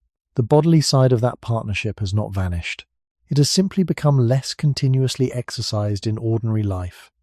This matters because a response that is not continuously exercised can still remain real. It does not need to disappear to become less familiar. And unfamiliarity changes how sensation is interpreted. A person may feel cold and conclude that the body is somehow worse than it once was, when part of what is happening is that the body's older responses are arriving from a deeper layer of use, one that daily life no longer keeps close to the surface. In this sense, cold can reveal a strange kind of historical memory, not memory in the mind, but memory in the structure of the body itself. The narrowing of blood flow, the tightening of muscle, the slow effort to preserve the core, all of it suggests that the human body still belongs to a longer story than the rooms it now inhabits. The problem is not that those responses are gone. The problem is that they are often reached later, used less steadily, and felt more consciously when they finally appear. So before assuming that humans have entirely lost their natural cold resistance, it may be more accurate to notice something quieter. The body still remembers how to answer cold, but it remembers in a world that rarely asks the question in the same continuous way it once did. The body's older responses to cold do not disappear simply because life becomes more comfortable. They remain woven into human physiology, but they begin to function under different conditions, and that difference in condition changes how they are felt. When a person steps into cold air after hours in stable warmth, the body does not invent a new response. It turns to the same broad mechanisms humans have long possessed. Blood flow near the skin is reduced to limit heat loss. The body works to protect internal temperature more than surface comfort. Muscles may begin tiny involuntary contractions if exposure continues. Posture changes. Movement becomes more appealing because movement brings warmth back from within.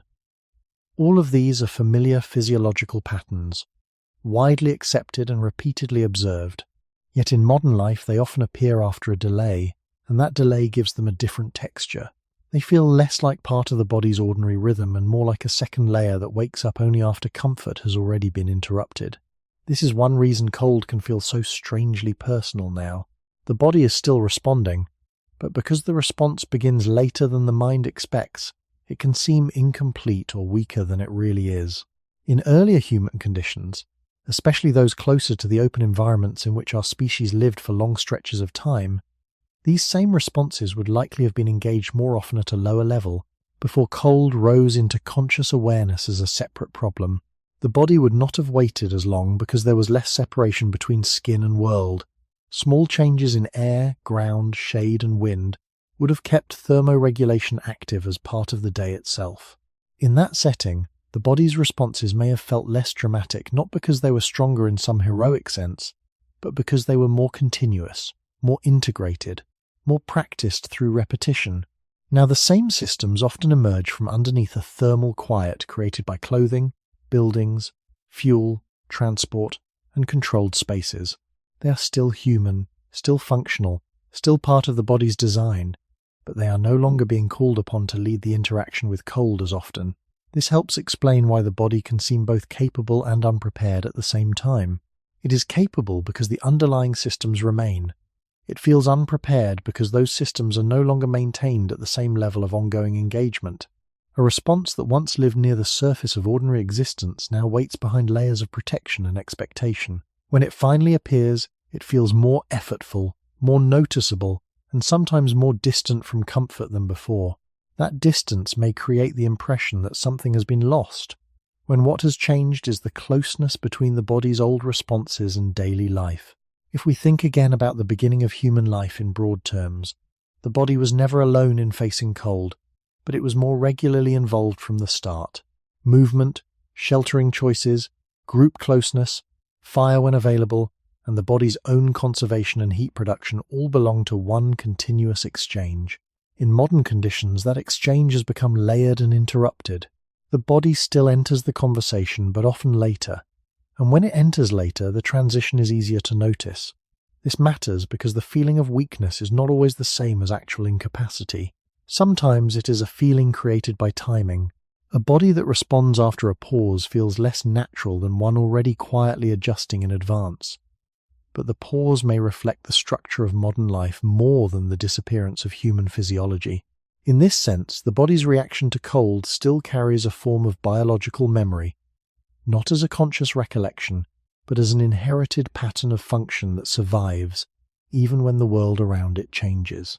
The vessels still narrow, the muscles still prepare, the body still protects its core. What has changed is not the existence of those responses, but the regularity of their use, the smoothness of their activation, and the degree to which they remain woven into ordinary experience. So the body may still remember cold more deeply than modern life allows it to practice. And that gap between memory and practice may be one of the quietest reasons the cold can feel both familiar and strangely far away at the same time. If the body still carries these older responses, then the most honest way to understand them is not as lost powers, but as capacities that remain present while living under a different pattern of use. They have not vanished into history. They have become quieter within history, less central to ordinary daily comfort, less visible until conditions pull them forward. This is why cold can feel so confusing in the present. The body does respond, and yet the response can seem strangely distant, as if it belongs to another layer of experience beneath the one most people inhabit each day. A room becomes cool, the skin tightens, the hands lose warmth, the body begins to shift blood inward, and still there is often a pause before comfort returns. That pause matters because it shapes interpretation. It creates the feeling that the response is weak, incomplete, or delayed. Even when the underlying mechanisms are functioning in the ordinary human way, the body is still conserving, still adjusting, still protecting the center, but it is doing so after a world of protection has already thinned.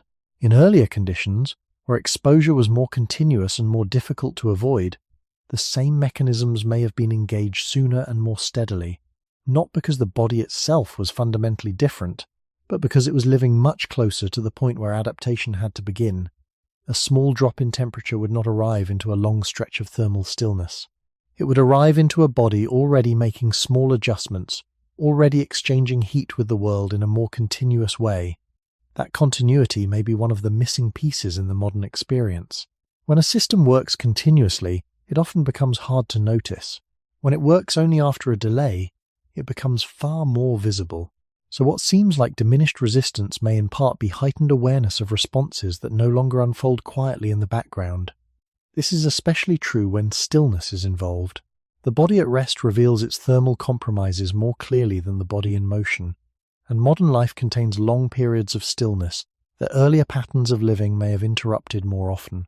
In those quiet periods, cold has time to become conscious before the body's full answer is felt, and that sequence changes the emotional texture of the sensation. Cold feels more personal, more intrusive, more like something happening to the body rather than something the body is already negotiating. Yet beneath that feeling, the old human responses remain. They are not myths, not traces of a vanished species of human, but part of the physiology still carried today. The narrowing of circulation near the surface, the drive to protect the core, the increasing appeal of movement, the subtle production of heat through muscle activity, all of these point to a body that has not abandoned its older relationship to cold entirely. It has only ceased to live inside that relationship all the time.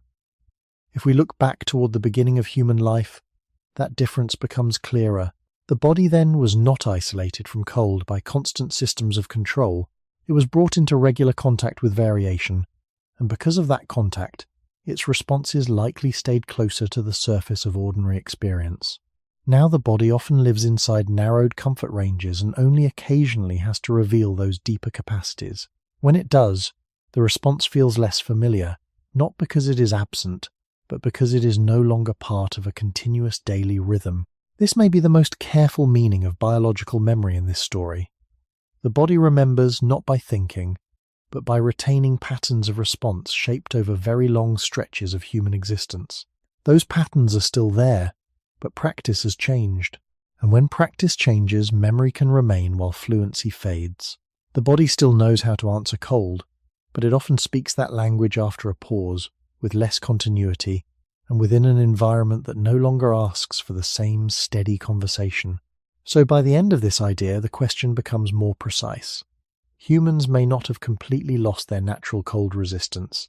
Humans may have kept the mechanisms while losing the closeness, the repetition, and the continuous use that once made those mechanisms feel immediate, ordinary, and almost invisible within the flow of life itself. By the time we arrive at the final part of the question, the word lost begins to feel less certain than it did at the beginning. It still carries emotional force, because the modern experience of cold often does feel like a form of loss. A room cools slightly and the body seems slower than expected. Stillness settles in and warmth seems harder to keep. Cold reaches the skin and somehow feels more intimate, more unsettling than the conditions appear to justify. From the inside, this can feel like evidence that something natural has faded. But after tracing the longer arc of the human story, a quieter possibility comes into view. Perhaps what changed was not a single built-in resistance that simply weakened and disappeared. Perhaps what changed was the whole arrangement through which humans met the cold in the first place. Near the beginning of human life, the body seems to have existed in much closer contact with variable conditions. It moved more often, generated warmth more often, and relied on its own low, continuous adjustments more regularly, because there were fewer layers intervening first. Later came fire, coverings, shelter, architecture, stored fuel, enclosed sleeping spaces, and eventually the modern thermal world with its narrow bands of comfort. None of this erased the body's older responses. The broad mechanisms remained, conserving heat, protecting the core, warming through movement, adjusting circulation, enduring fluctuation through a mix of physiology and behavior. What changed was how often those mechanisms had to lead. Over time, more of the burden shifted outward into the environments humans built around themselves. That shift was not a mistake. It was one of the great achievements of the species. It reduced suffering, widened the range of places where humans could live, and allowed life to become more stable than it had once been. Yet every achievement reorganizes dependence, as warmth became something increasingly made outside the body before being defended inside it. The body's direct conversation with cold grew quieter. Not absent, only quieter. And quiet systems can feel weaker than constant ones, even when they still work. This is why the title may be best understood not as a story of complete biological decline, but as a story of changed relationship. Humans may have lost some of the immediacy, continuity, and familiarity with cold that once came from living closer to it. The body may still know how to answer, but it answers later, after layers thin, after movement stops, after comfort has already been disturbed. The result is a modern sensation that feels strangely revealing. Cold does not just cool the skin, it exposes the distance between the body's older capacities and the life that now surrounds them. In that distance, cold begins to feel like a message from a past condition of being human, one in which survival depended less on stable comfort and more on constant adjustment. But even here, caution matters.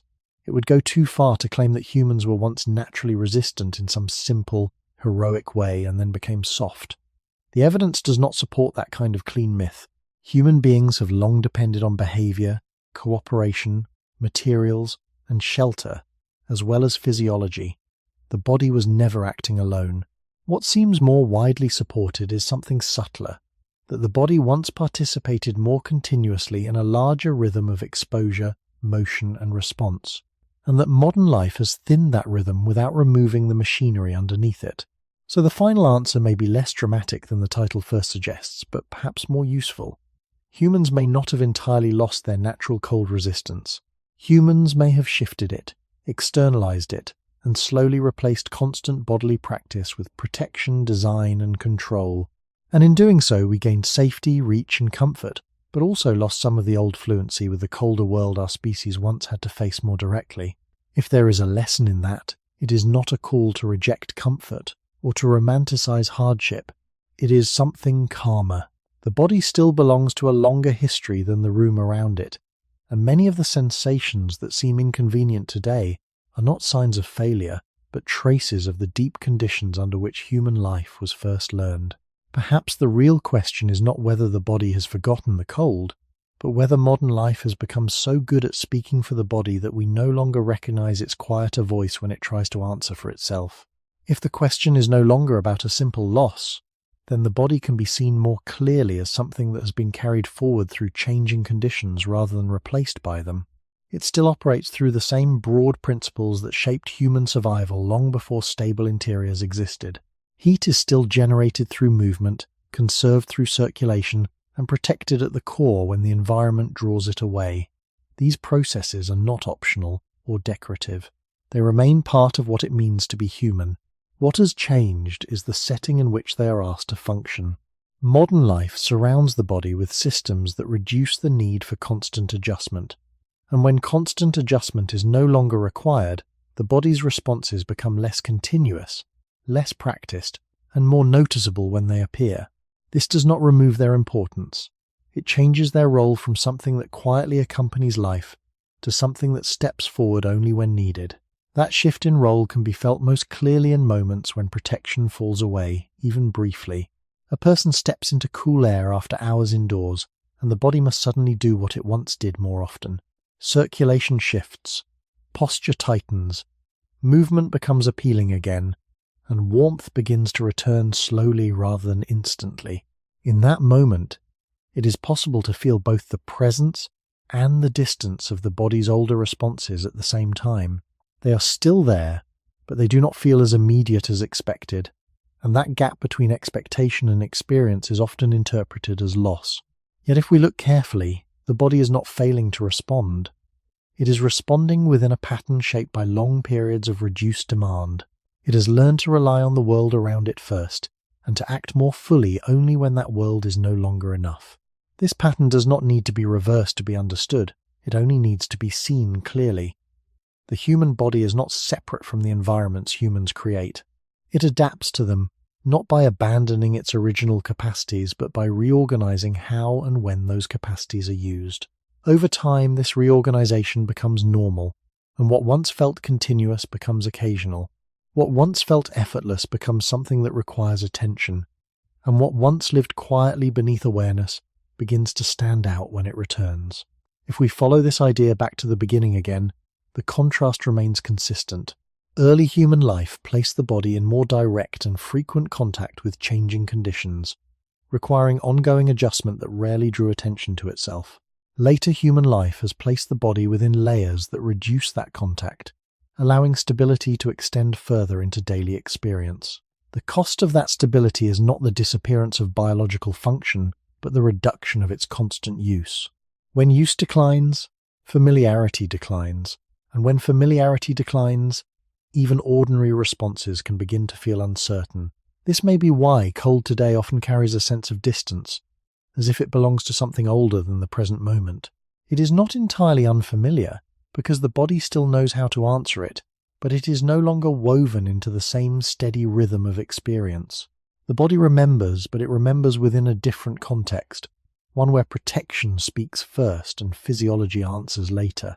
In that sense, the idea of natural cold resistance becomes less about what the body has lost, and more about how the body has been repositioned within a broader human system. Humans have not stepped away from biology. They have built around it, layered over it, and in doing so, have changed how it is felt. This does not diminish the body. It reveals something about its continuity. The same organism that once moved through open, variable environments still exists, still carries the same fundamental responses, but now lives inside structures that change when and how those responses come forward. And when those responses appear less often, they can feel less certain, even if they are functioning as they always have. So rather than asking whether the body has become worse at handling cold, it may be more accurate to ask how often the body is allowed to remain in contact with it, and how that frequency shapes the way sensation is experienced. When contact becomes rare, response becomes more visible. When response becomes more visible, it feels less natural. And when something feels less natural, it is easy to assume it has been lost, even when it has only been set further back within the flow of everyday life. If the body has not truly lost its ability, but has instead changed how and when that ability is used, then the final understanding becomes quieter and less dramatic than the title first suggests, yet perhaps more useful to carry forward. The human body still belongs to a long continuity of life, shaped under conditions where warmth was not guaranteed and where survival depended on a constant exchange between movement, environment, and internal regulation. That continuity has not been broken. It has been layered over, softened, and reorganized by the ways humans have learned to build around themselves. Walls, clothing, fire, controlled air, and stable spaces have not replaced the body. They have moved the boundary of where warmth is created and maintained. And once that boundary moves outward, the body is asked to act later, less often, and under different conditions than before. From within modern life, this can feel like a form of decline, because the body's responses are no longer as immediate or as quietly integrated into everyday experience. Cold becomes something that stands out, rather than something that flows through the background. The pause before warmth returns becomes more noticeable. The body feels as if it hesitates, but hesitation, in this case, may not be weakness. It may be the natural result of a system that has been given time before it needs to act. A system that no longer has to remain in constant readiness because other layers now carry part of the work. If we look at the beginning of human life and compare it carefully to the present, the difference is not simply that humans were once stronger and are now weaker. It is that humans once lived in a rhythm where the body and the environment were in closer, more continuous contact. That rhythm required constant small adjustments, constant low-level responses that rarely drew attention to themselves. Over time, as protection improved, that rhythm was gradually replaced by a pattern of stability interrupted by shorter moments of exposure. The body adapted to that pattern, not by losing its capacities, but by reorganizing how those capacities were used. In doing so, humans gained something real and significant: greater safety, greater control over living conditions, and the ability to extend life into environments that would otherwise be difficult to inhabit. At the same time, something quieter shifted. The body's older fluency with cold, the ease with which it once adjusted as part of a continuous process, became less visible, less practiced, and more distant from everyday awareness. What remains is a body that still knows how to respond, but that responds within a different structure of experience, one shaped by the environments humans have built as much as by the biology they carry. This is why the sensation of cold can feel both familiar and unfamiliar at the same time. It is familiar because the body still contains the mechanisms that answer it. It is unfamiliar because those mechanisms are no longer woven into the same uninterrupted rhythm of life. The distance between those two conditions creates the impression that something has been lost when in fact something has been rearranged. And perhaps that is where the question settles most honestly. Humans may not have lost their natural cold resistance in any simple, absolute sense. Humans may have stepped into a different relationship with cold, one in which the body is no longer required to lead the interaction as often, and therefore no longer feels as immediately at ease within it. If there is value in recognizing this, it is not in returning to a past that cannot be restored, but in understanding the body as something continuous, something that still carries the traces of earlier conditions even as it lives within new ones. The quiet discomfort that sometimes appears in a cool room is not necessarily a sign that the body has failed. It may be a reminder that the body still belongs to a world where warmth was never fully separated from effort, movement, and exposure, and that even now, beneath the layers that surround it, that older conversation has not entirely ended.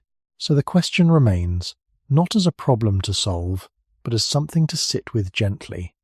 If the body still remembers how to meet the cold, what has changed more, the body itself, or the world that now meets it first.